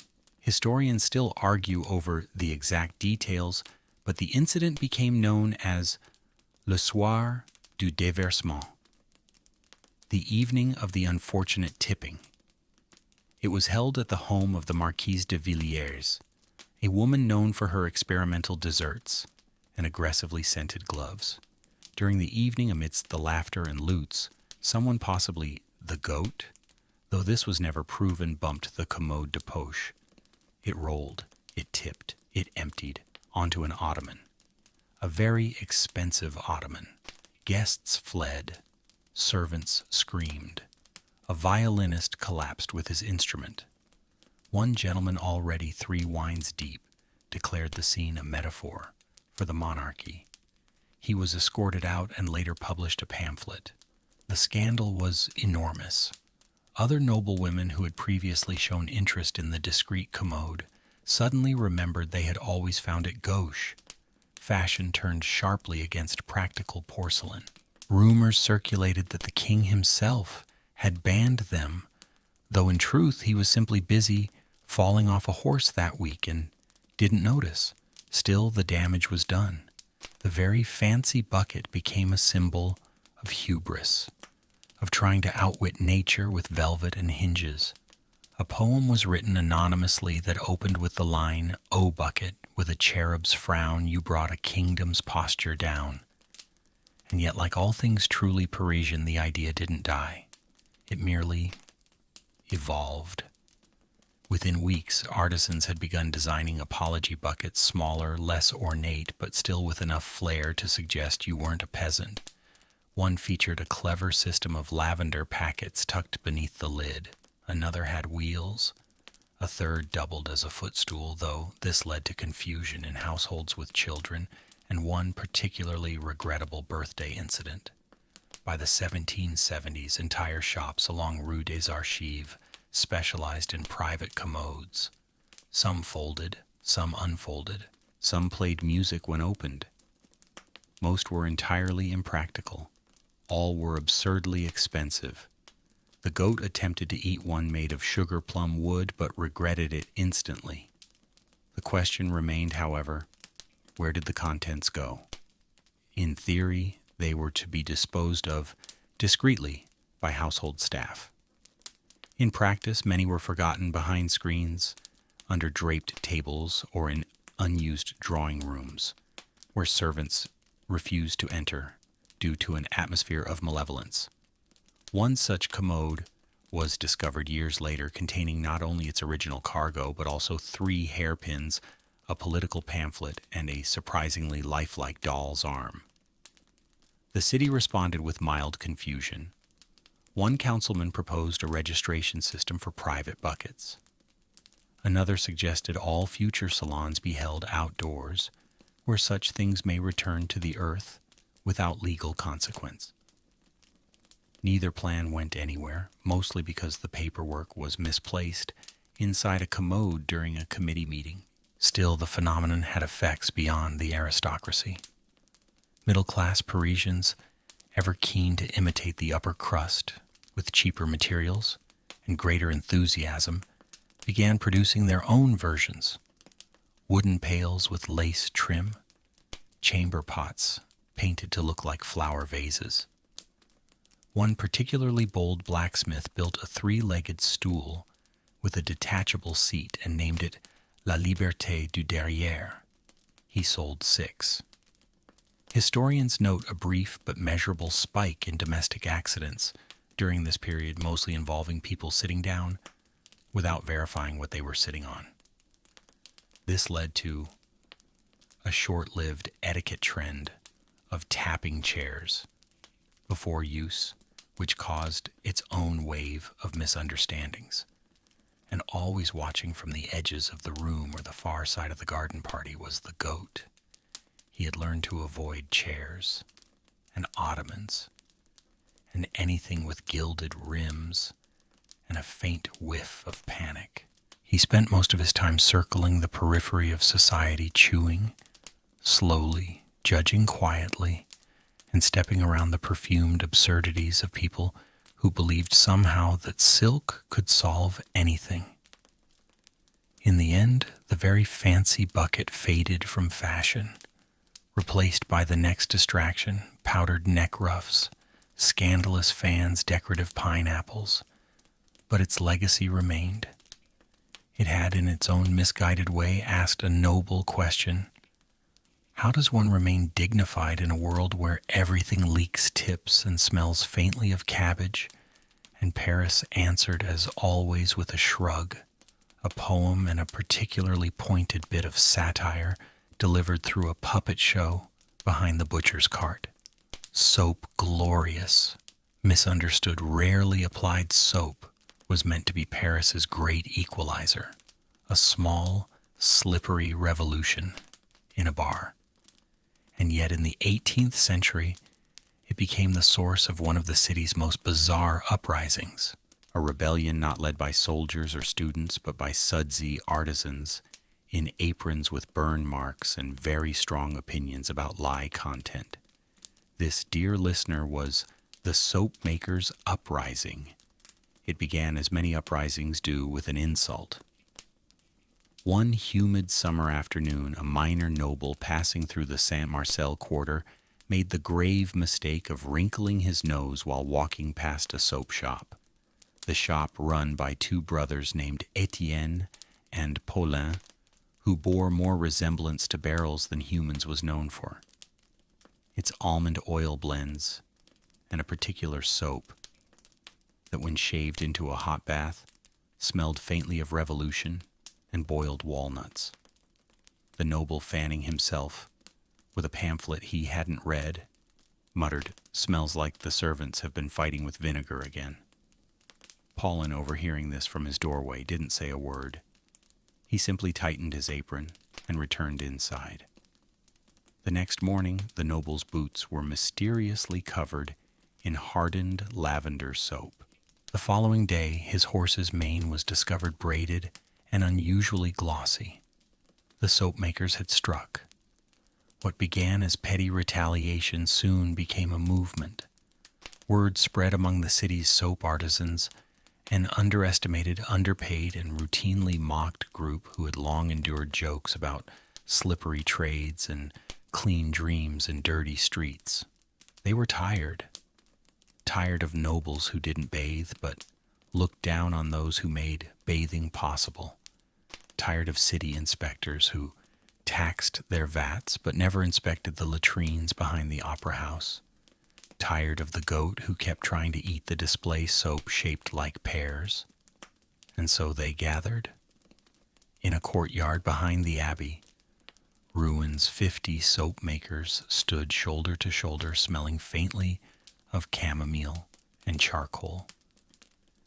Their leader, a widow named Solange, whose sandalwood-scented blocks were beloved across the left bank.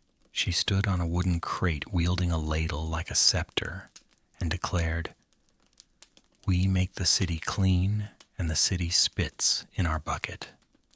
We'll no more." Thus began the uprising. There were no weapons unless you count the boiling cauldrons and hardened soap bars flung with surprising precision. There were no slogans unless you count the chant, "Scrub the crown scrub," the lies accompanied by furious lathering noises. At first the city thought it was a joke. Guards sent to break up the crowd returned with eyebrows singed by steam and shame. One officer slipped on an olive oil bar and claimed to have seen visions of Saint Hygienia, who did not, strictly speaking, exist. Another described being surrounded by bubbles that whispered purity, purity in increasingly accusatory tones. Historians still argue whether these accounts were exaggerated, but what is agreed upon is that for 3 days, soap makers controlled the Rue du Cygne. They scrubbed street signs. They bathed alleyways. They set up a makeshift stall where they offered foot scrubs to passing laborers free of charge. One mason, weeping softly, said, "I haven't seen my ankles in years." The goat, ever intrigued by uprisings, he had a nose for civil unrest, appeared on the second day and refused to leave. He stood guard near the peppermint soap crate and chased off anyone who didn't look like they moisturized. Meanwhile, the city government flailed. At a hastily called meeting, one councillor proposed banning all forms of soap, which was met with gasps, fainting, and one man threatening to clean his neighbor with a bucket on the spot. Another suggested compromise baths, wherein the soap makers could bathe nobles by appointment blindfolded and accompanied by an accordionist. This too was rejected. It all might have ended in disaster except for the weather. On the fourth day, it rained.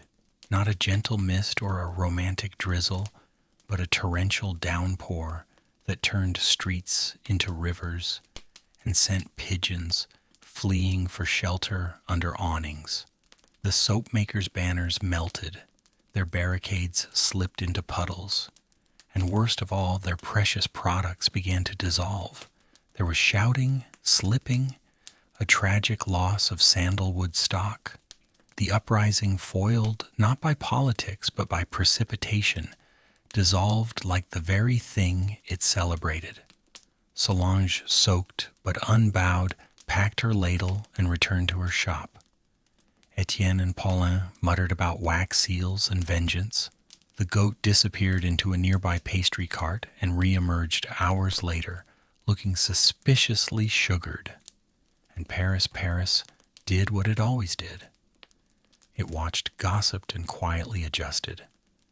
Within a week, soap prices rose. Baths once considered indulgent became fashionable among the literate classes. A poet wrote an ode to Solange's courage and rhubarb-scented rebellion. The noble whose boots had sparked the incident moved to Bordeaux claiming an allergy to glycerin.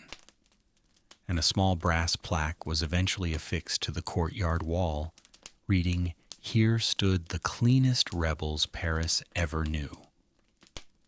But the movement's legacy was subtler and stickier.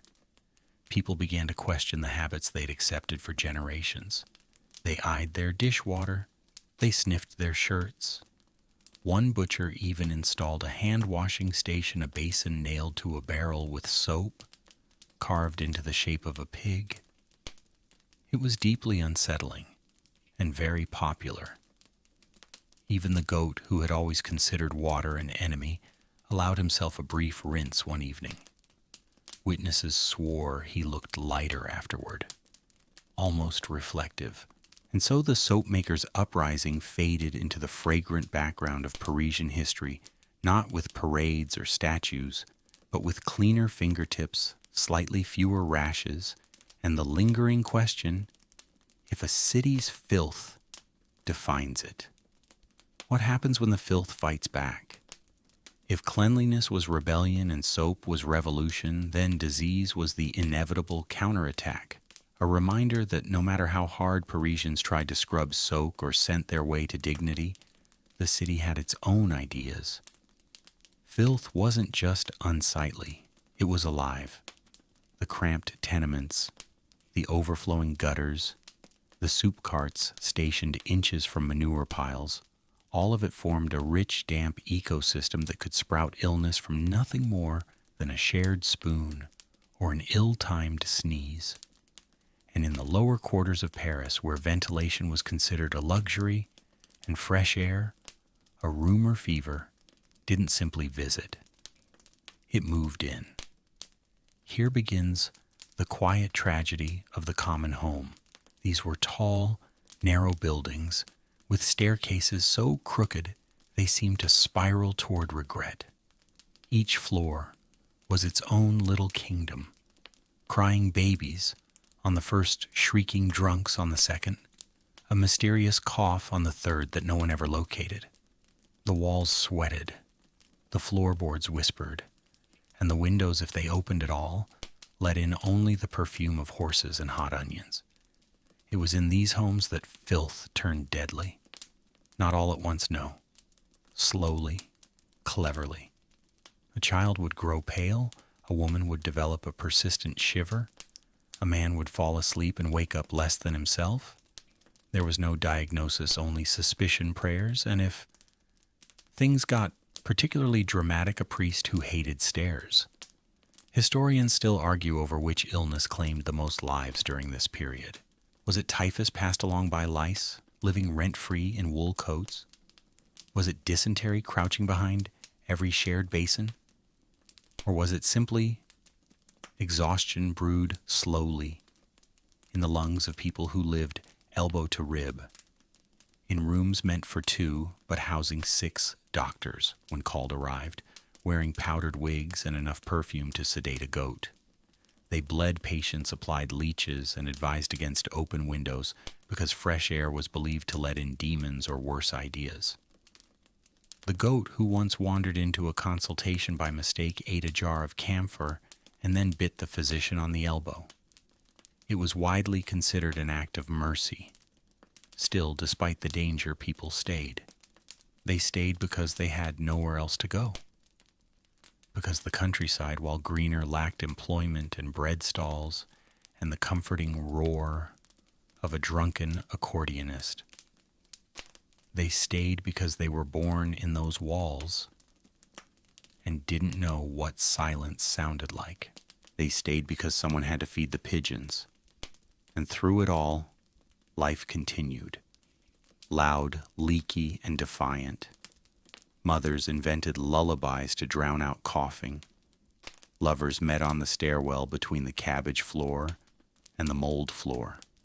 A tailor on Rue des Rosiers sewed extra-long cuffs to hide the tremble in his hands, and a girl named Mireille taught herself to sing, in a whisper so as not to wake the fever. Fever, you see, was never just physical. It became metaphor, a way to talk about the city's slow-burning madness. When revolution stirred, it was described in terms of temperature.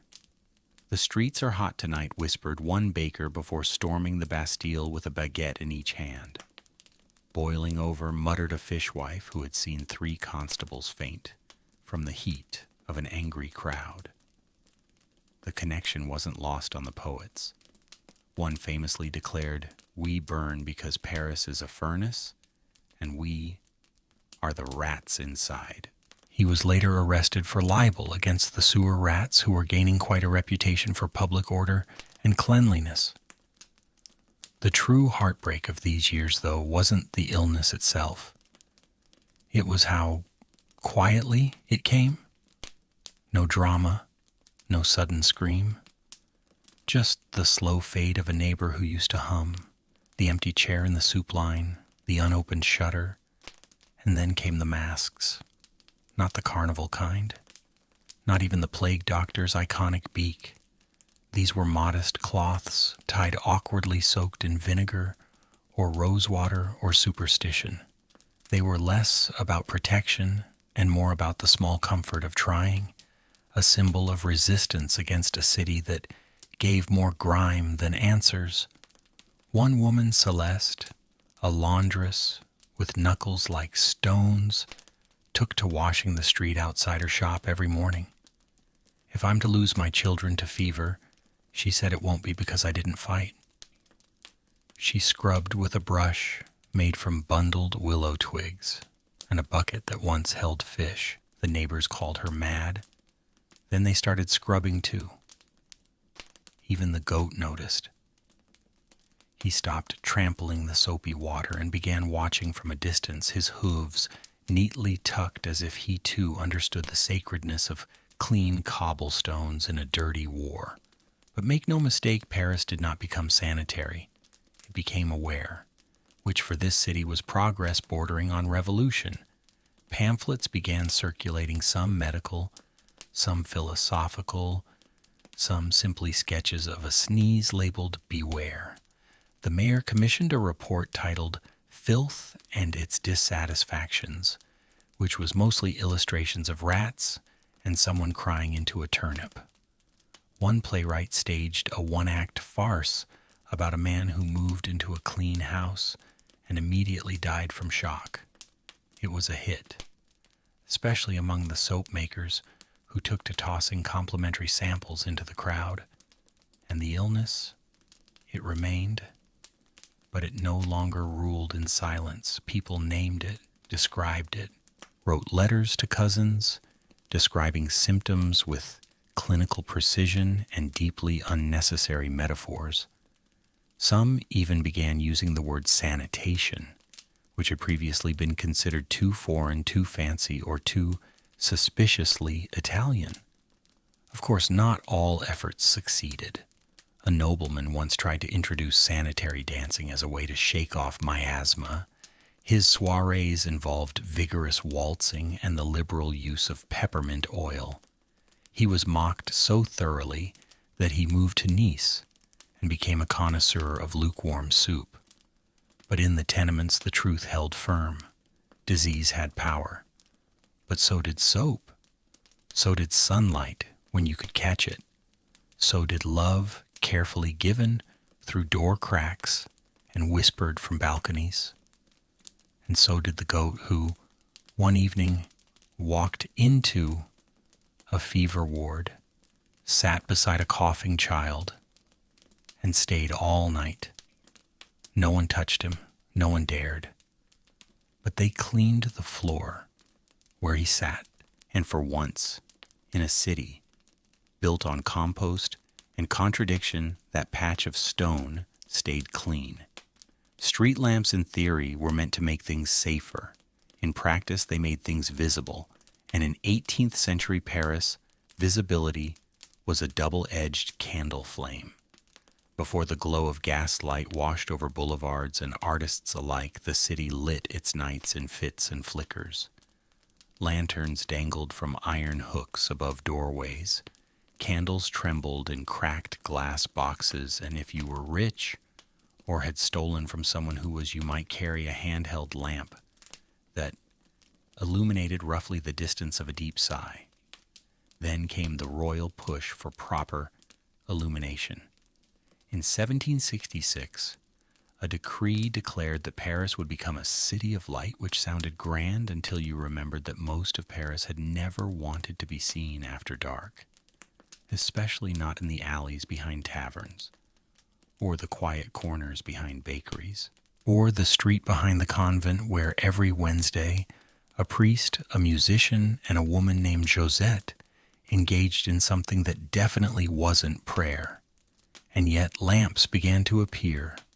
At first it was a few on the main streets, Rue Saint-Honoré, Rue de Rivoli, the increasingly chaotic Rue du Chat qui Pêche, yes, the street of the fishing cat.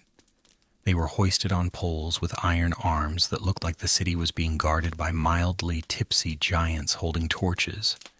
Some flickered blue, some hissed, all buzzed with moths' secrets and the occasional startled bat. The effect was unsettling. People could see things now, faces, stains, the actual color of alley puddles. Things previously left to imagination were suddenly real. And nothing ruins a romantic midnight stroll like discovering that the puddle you mistook for moonlight is in fact someone's lunch trying to make a comeback. But the real chaos came from the installation of public urinals. Yes, in the same breath that Paris embraced light, it also embraced targeted darkness. Specifically a structure known as a Vespasian, or as locals lovingly called it, that cursed iron mushroom. These public urinals were installed primarily for men shaped like awkward booths, with a half curtain of privacy and a strong commitment to the idea that certain things simply had to happen outdoors. At best, they were practical. At worst, they were musical. Because you see, once illuminated by the new street lamps, the urinals became theaters. Passers-by could now observe accidentally or otherwise entire routines, dramatic sighs, impromptu arguments, one man reciting poetry midstream. A shoemaker named Gérard began offering critiques on form and posture. He was eventually silenced with a thrown radish. Historians still argue whether the placement of lamps next to urinals was intentional or simply the result of competing departments not speaking to each other. The result was that every nighttime walk now included the following sequence. 1. Step into view of a lamplight. 2. Realize someone is using the urinal next to you. 3. Nod in awkward civic solidarity. 4. Step briskly into the shadows and reevaluate your evening. Women, of course, had no such facilities. The city's response to inquiries on the matter ranged from unthinkable to perhaps hold it until lion.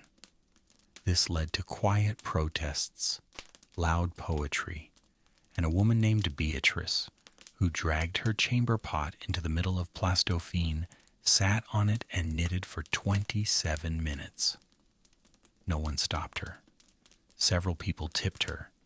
The goat observed from a bench, chewing a baguette and radiating admiration. But the lamps kept coming. Soon, even minor lanes had a glow. Theaters stayed open later.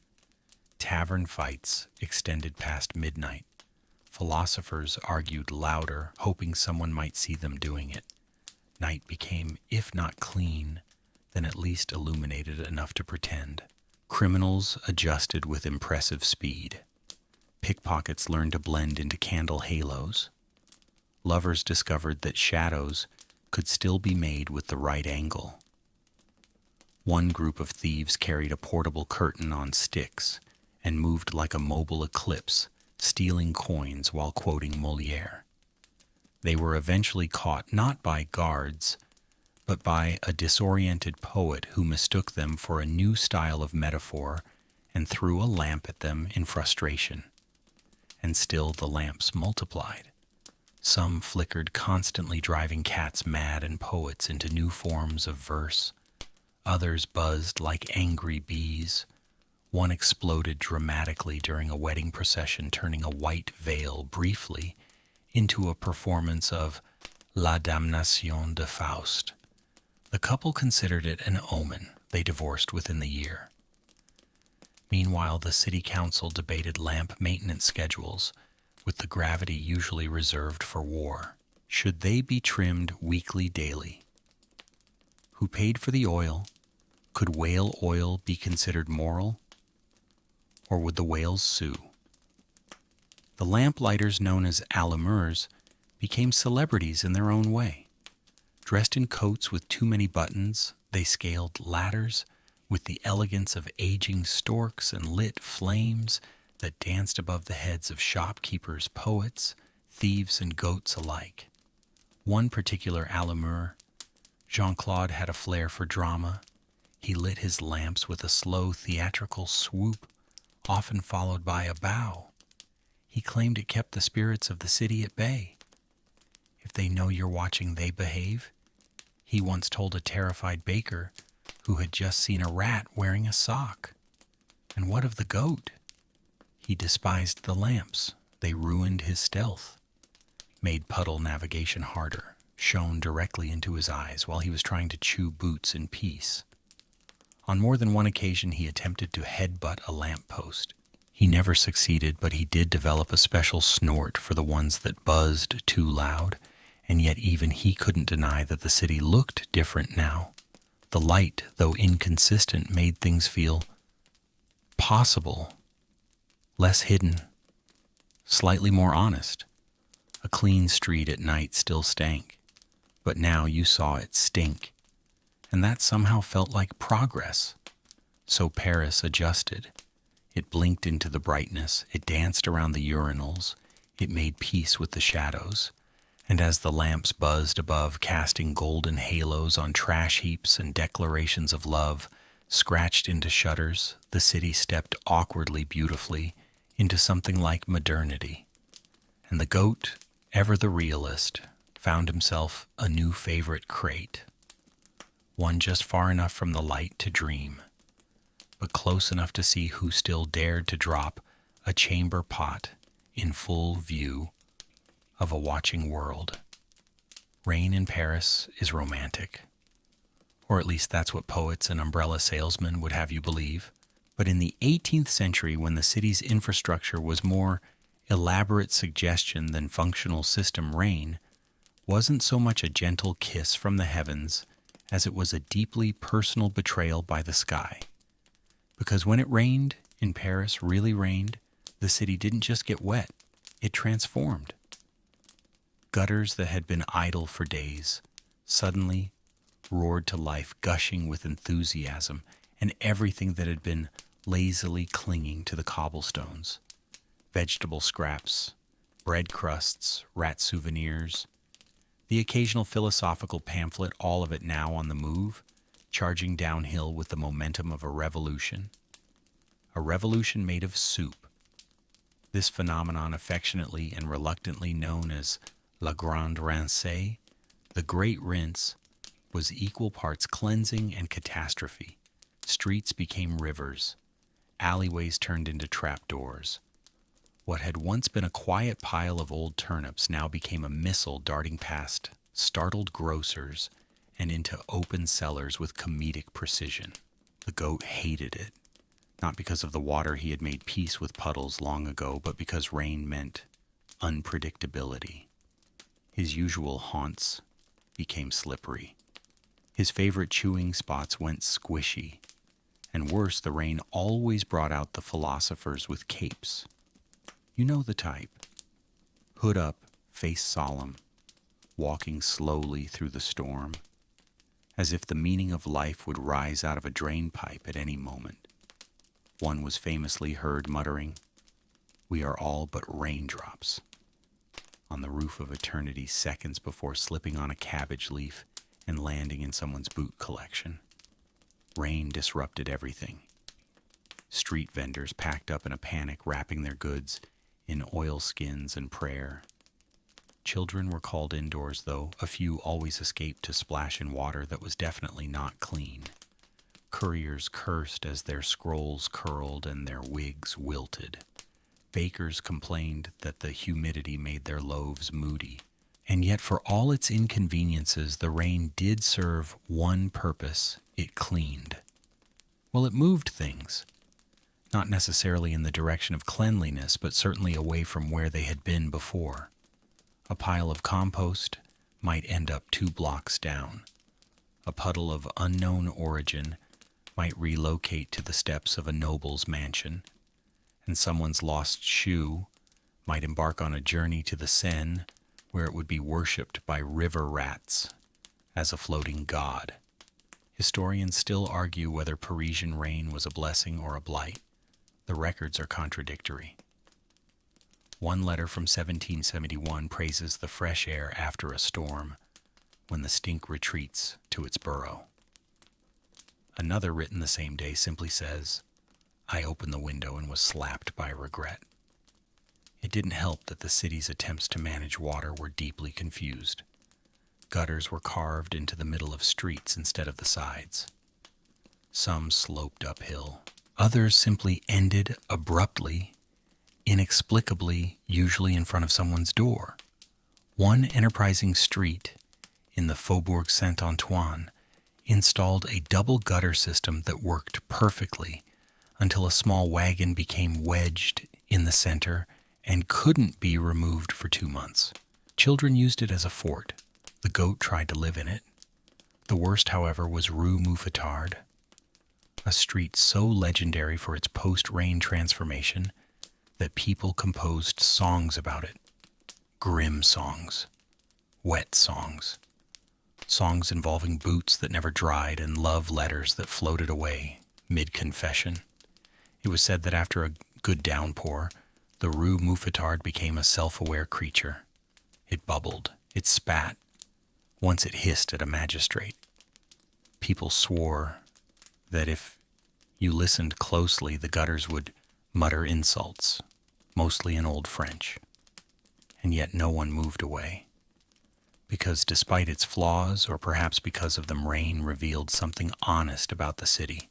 It peeled back the layers of perfume and poetry and exposed what Paris truly was: a glorious, pungent mess with a flair for melodrama. There were unexpected benefits. Artists found inspiration in reflections not just of buildings and puddles, but of their own warped faces and broken window panes. Musicians tuned their instruments to the rhythm of dripping balconies. Lovers kissed under overhangs and tried not to think about what might be dripping on them. And the city, it gleamed.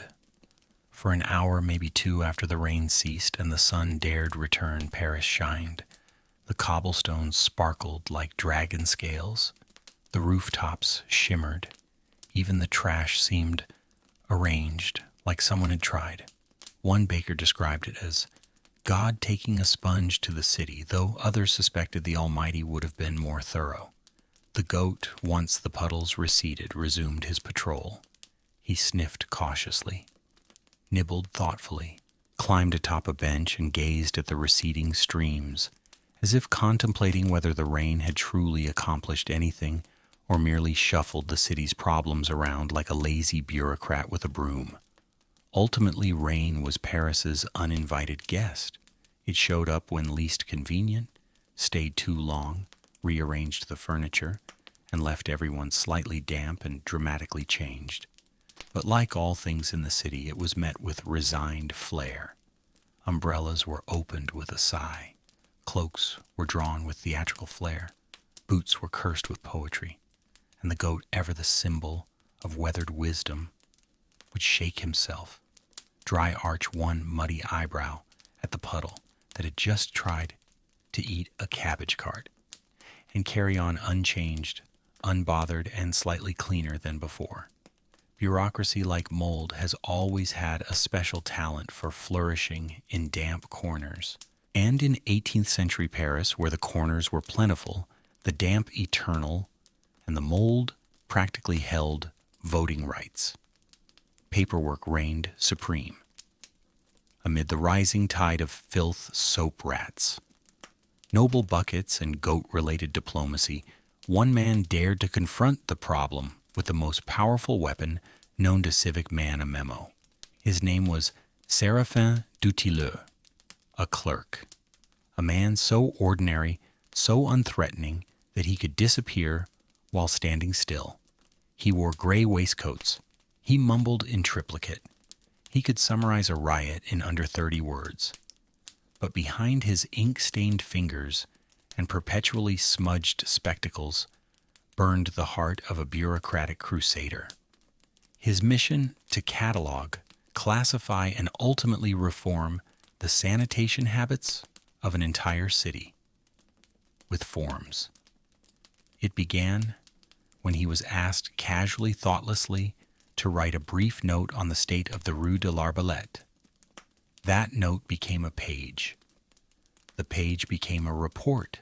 The report became an 11-volume treatise titled A Comprehensive Inventory of Parisian Street Conditions, with recommendations for avoidance improvement and probable futility. He submitted it to the council. They laughed, nervously. Then they read it, also nervously, because Séraphin had done something unthinkable. He had walked the city, not just the grand boulevards, but the alleys, the dead ends, the stairwells behind cheese stalls, where the gutters were vertical and the stink could curdle ambition. He'd measured puddles, timed drip rates, interviewed sweepers, soap makers, and a man who lived in a barrel and claimed to be married to a ghost. He even interviewed the goat. Well interviewed may be generous. The goat chewed his notes. Séraphin wrote down nonverbal resistance, possible anarchist tendencies. Historians still argue whether Séraphin was brilliant or simply had no friends. His memo, bound in twine and desperation, included things like Section 3.1, 7 urine-related obstacles per block normalized for rainfall. Section 8.4.2, witness accounts of self-propelled refuse. Appendix 5, map of unauthorized soap usage patterns. He color-coded his charts. He created symbols, a squiggle for waste, a frown for structural sadness, a small goat icon for areas where hoof prints outnumbered human ones. He called it the drain doctrine. The council, unsure whether to promote or institutionalize him, chose the middle path, ignore him, and hope it goes away. But Séraphin did not go away. He began to send weekly updates. Then daily, he posted handwritten copies to taverns, pinned summaries to lamp posts, and once tried to staple a flowchart to a constable's boot. He meant well. The goat tripped him before he could finish. His magnum opus, a scroll so long it required 2 pastry carts to transport, finally caught the attention of the deputy of urban clarity, a man known mostly for his hat collection and deep fear of open drains. Reluctantly, the deputy invited Séraphin to speak. The chamber was packed. Officials fanned themselves. Some pretended to nap, but Séraphin stood at the center, unfurled a sheet of parchment taller than himself, and began to speak. His voice was monotone. His subject, the interrelation between cobblestone angles and citizen morale. He spoke for 3 hours, and slowly something happened. The laughter faded. The muttering stopped. Because as boring as Séraphin was, he was right. Painfully, obsessively, undeniably right. He knew everything. He described with chilling accuracy the specific squelch noise that emerged near Rue de Gravilliers at precisely 7:03 a.m. He identified which staircases were the most likely to result in ankle regret. He had measured aroma drift velocity. He ended with a simple phrase. To clean a city, you must first understand its dirt. The room was silent. Then, inexplicably, the goat bleated from the gallery. Everyone clapped. And glacial, suspicious, paperwork-dependent change began. First, a small fund was allocated for drain covers. Then a few extra sweepers were hired in Séraphin-identified squish zones. Eventually, a team was assembled to walk with him and absorb knowledge through proximity. One vomited. Another wept. The third became a street lamp inspector and never looked back. Still not all welcomed the reforms. Merchants grumbled about data-driven interference. Nobles complained that Séraphin had labeled their quarter as olfactorily aggressive. A poet wrote a scathing satire called The Man Who Measured Muck. Séraphin didn't mind. He sent the poet a thank you note and a corrected map of urine flow in the theater district. Even the goat seemed impressed. Once he allowed Séraphin to scratch his ear without incident, a rare honor. Or perhaps he was just distracted by a passing cabbage. But Séraphin's greatest moment came the day he slipped. It was raining as always. He was inspecting the curvature of a new drainage trench. His boots, sensible but insufficient, betrayed him. He fell backward into a puddle, the depth of municipal betrayal. And then he laughed. For the first time ever, witnesses say he laughed. A small, bureaucratic chuckle that echoed down the alley like a very organized rebellion. He stood up, took out a measuring stick, and wrote, Note unexpected. Joy may occur during proper drainage. The council, finally realizing they couldn't ignore him any longer, awarded him a title, Commissaire de Propreté par accident, Commissioner of Cleanliness by accident. He wept, quietly, into a kerchief labeled sanitary cloth 2. And so with ink-stained fingers and soggy boots, Séraphin became a reluctant hero, not with swords, not with speeches, but with memos. Endless, beautiful, unnecessary memos that reminded Paris that underneath its poetry, its perfume, and its puddles, someone was paying attention, and perhaps that more than anything else was enough to keep the streets occasionally just barely walkable. If there was ever a moment when Paris stood on the slippery, soap-lathered brink of modernity, it came not with a shout, a revolution, or even a particularly aggressive goat, but with a shovel and an engineer, and the most stubborn project ever to be both underfunded and overly ambitious, the agonizing crawl of the real Parisian sewer system. Before this moment, sewers had existed only in theory prayer, and the basement of one well-meaning alchemist who believed waste could be converted into wine. He was wrong and very unpopular at parties. But now in the late 18th century, the city had reached a tipping point. Quite literally, gutters overflowed, tenements reeked. Even the aristocracy, long buffered by perfume and denial, had begun to notice that their slippers squelched. in places they should not squelch. Enter Eugène Delarmond, civil engineer, reluctant optimist, and a man whose hairline retreated a little further each time someone asked, "But do we really need tunnels?" Delarmond wasn't glamorous. He didn't write poetry. He didn't own a wig. But he had a plan. A network of underground channels, vaulted, brick-lined, beautifully sloped, designed to carry the waste of 1,000,000 dreamers away from their doorsteps and into a better-smelling future. Naturally, no one listened to him, at least not at first.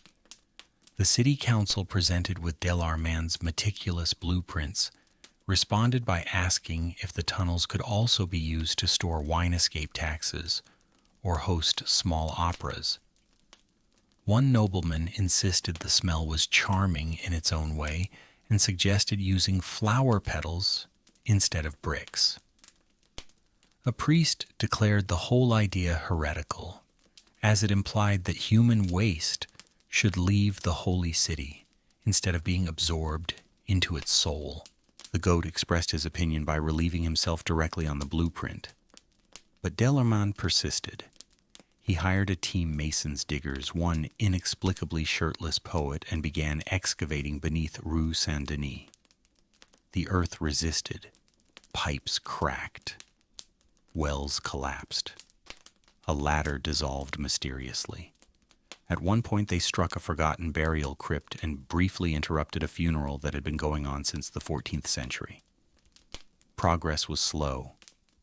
Each foot of tunnel was fought for, with sweat, cursing, and on at least one occasion, the musical encouragement of a passing accordionist named Gaspar, who refused to leave. He composed an entire symphony titled "The March of the Smelling Men," and performed it nightly above the excavation site. Critics described it as unforgettable, unfortunately. Delarmand's journals from this time are a symphony of frustration. Day 37, brick shipment delayed. Sent apprentice to check. Apprentice now employed as a pastry chef. Day 49, tunnel collapsed. Goat not responsible this time. Day 58, sewage backflowed into mayor's wine cellar. Sudden support from council. Yes, that last entry marked a turning point. When waste finally reached the wine, everything changed. Suddenly money was found. Workers were hired. People stopped calling Delarmond that damp man and started calling him Monsieur Canal. He hated it, but he accepted the budget increase. New tunnels branched out slow and sinuous like a nervous system beneath the city. For the first time in Parisian history, it was possible, though still rare, to drop something into a drain and not have it return with vengeance and a strange odor.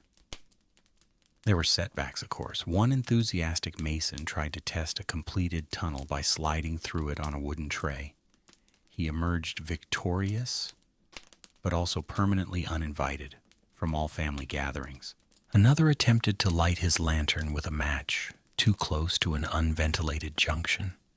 The resulting explosion was recorded in a painting titled "The Enlightenment of Maurice," now hanging in a very nervous wine bar. But piece by piece the system grew. Paris adjusted. Grates appeared in streets, sometimes even on purpose. Drain covers were forged.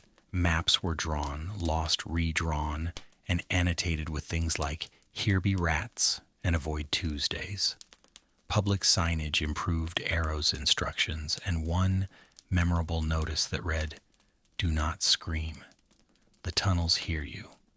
And beneath it all, the tunnels flowed. They weren't beautiful, they weren't poetic, but they worked, mostly. And that in Paris was a miracle. People began to notice the difference. Not immediately, but subtly. A street that used to smell like boiled goat now smelled like slightly less boiled goat. The number of overturned chamber pots decreased. Children stopped naming the puddles. Rats deprived of certain amusements took up more conventional hobbies like hoarding silverware and stealing socks. Even the goat seemed calmer. He still patrolled, still chewed map corners, but he no longer paused at every drain to snort suspiciously. Sometimes he even napped near a vent, a small vent. The others were still cursed. Delarmand became a reluctant hero. He never gave a speech, never posed for a painting. But he did once fall asleep in the shade of a tunnel entrance, smiling faintly, his boots dry for the first time in years. When he passed away, his tombstone was modest. But someone no one knows who carved into the stone a single sentence. He helped Paris breathe, and so the city carried on. Above ground, people still slipped, shouted, and occasionally exploded, something for dramatic effect. But below, the quiet miracle of tunnels carried away their messes, their secrets, and their wine-tainted regrets. It was the beginning not of cleanliness, not entirely, but of hope, of the idea that maybe, just maybe, the filth could be managed, directed, whispered into darkness, and in the streets above life could bloom without tripping over yesterday's breakfast. The goat, now old, stood above one of Delarmand's vents. The wind from below lifted the ends of his beard. He sneezed once thoughtfully and didn't move. By the end of the century, Paris had not conquered its filth, but it had at least begun to court it politely. Buy it a drink and ask if it wouldn't mind stepping to the side once in a while. The city was still chaotic, pungent, loud, and prone to spilling itself at every turn. But if you squinted or held your nose, you might just glimpse something new: intention. On a quiet morning in the Rue Montmorency, a woman swept her doorstep not because it was Thursday, or because she feared fines, but because she liked how the light struck the stones when they were clean. Across town, a boy chased a rolling onion through a gutter that no longer gurgled in protest. A baker whistled as he dumped ash from his oven into a real bin, and the goat, sainted by chaos, walked the whole length of a street that only used to smell like wet cabbage. This was progress. Untidy, uneven, but real. In the Marais, a few brave citizens planted flowers in old soap crates.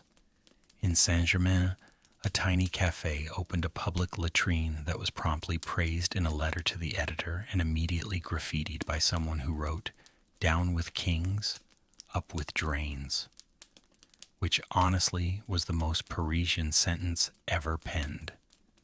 Even the rats adjusted.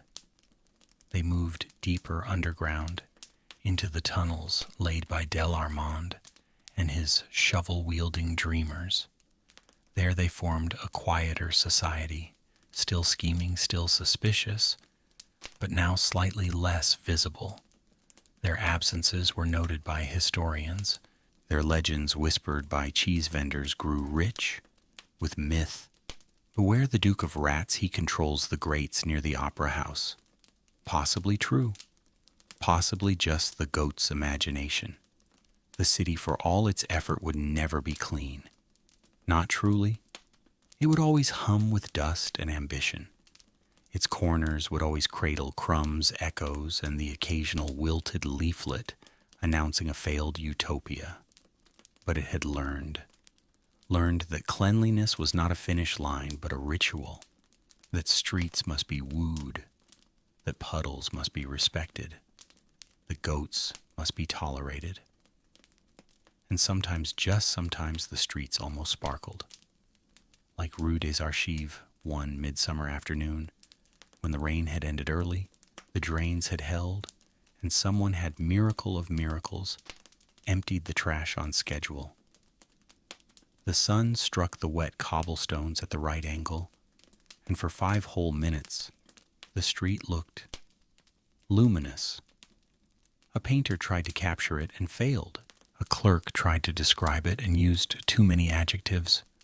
A child tried to play in it and was gently redirected by an aproned woman with a sponge. The goat stood at one end of the street watching. He squinted. He sniffed. He took one tentative step forward. And then wisely, he chose not to walk on it. Some things, even for goats, are too sacred to trample.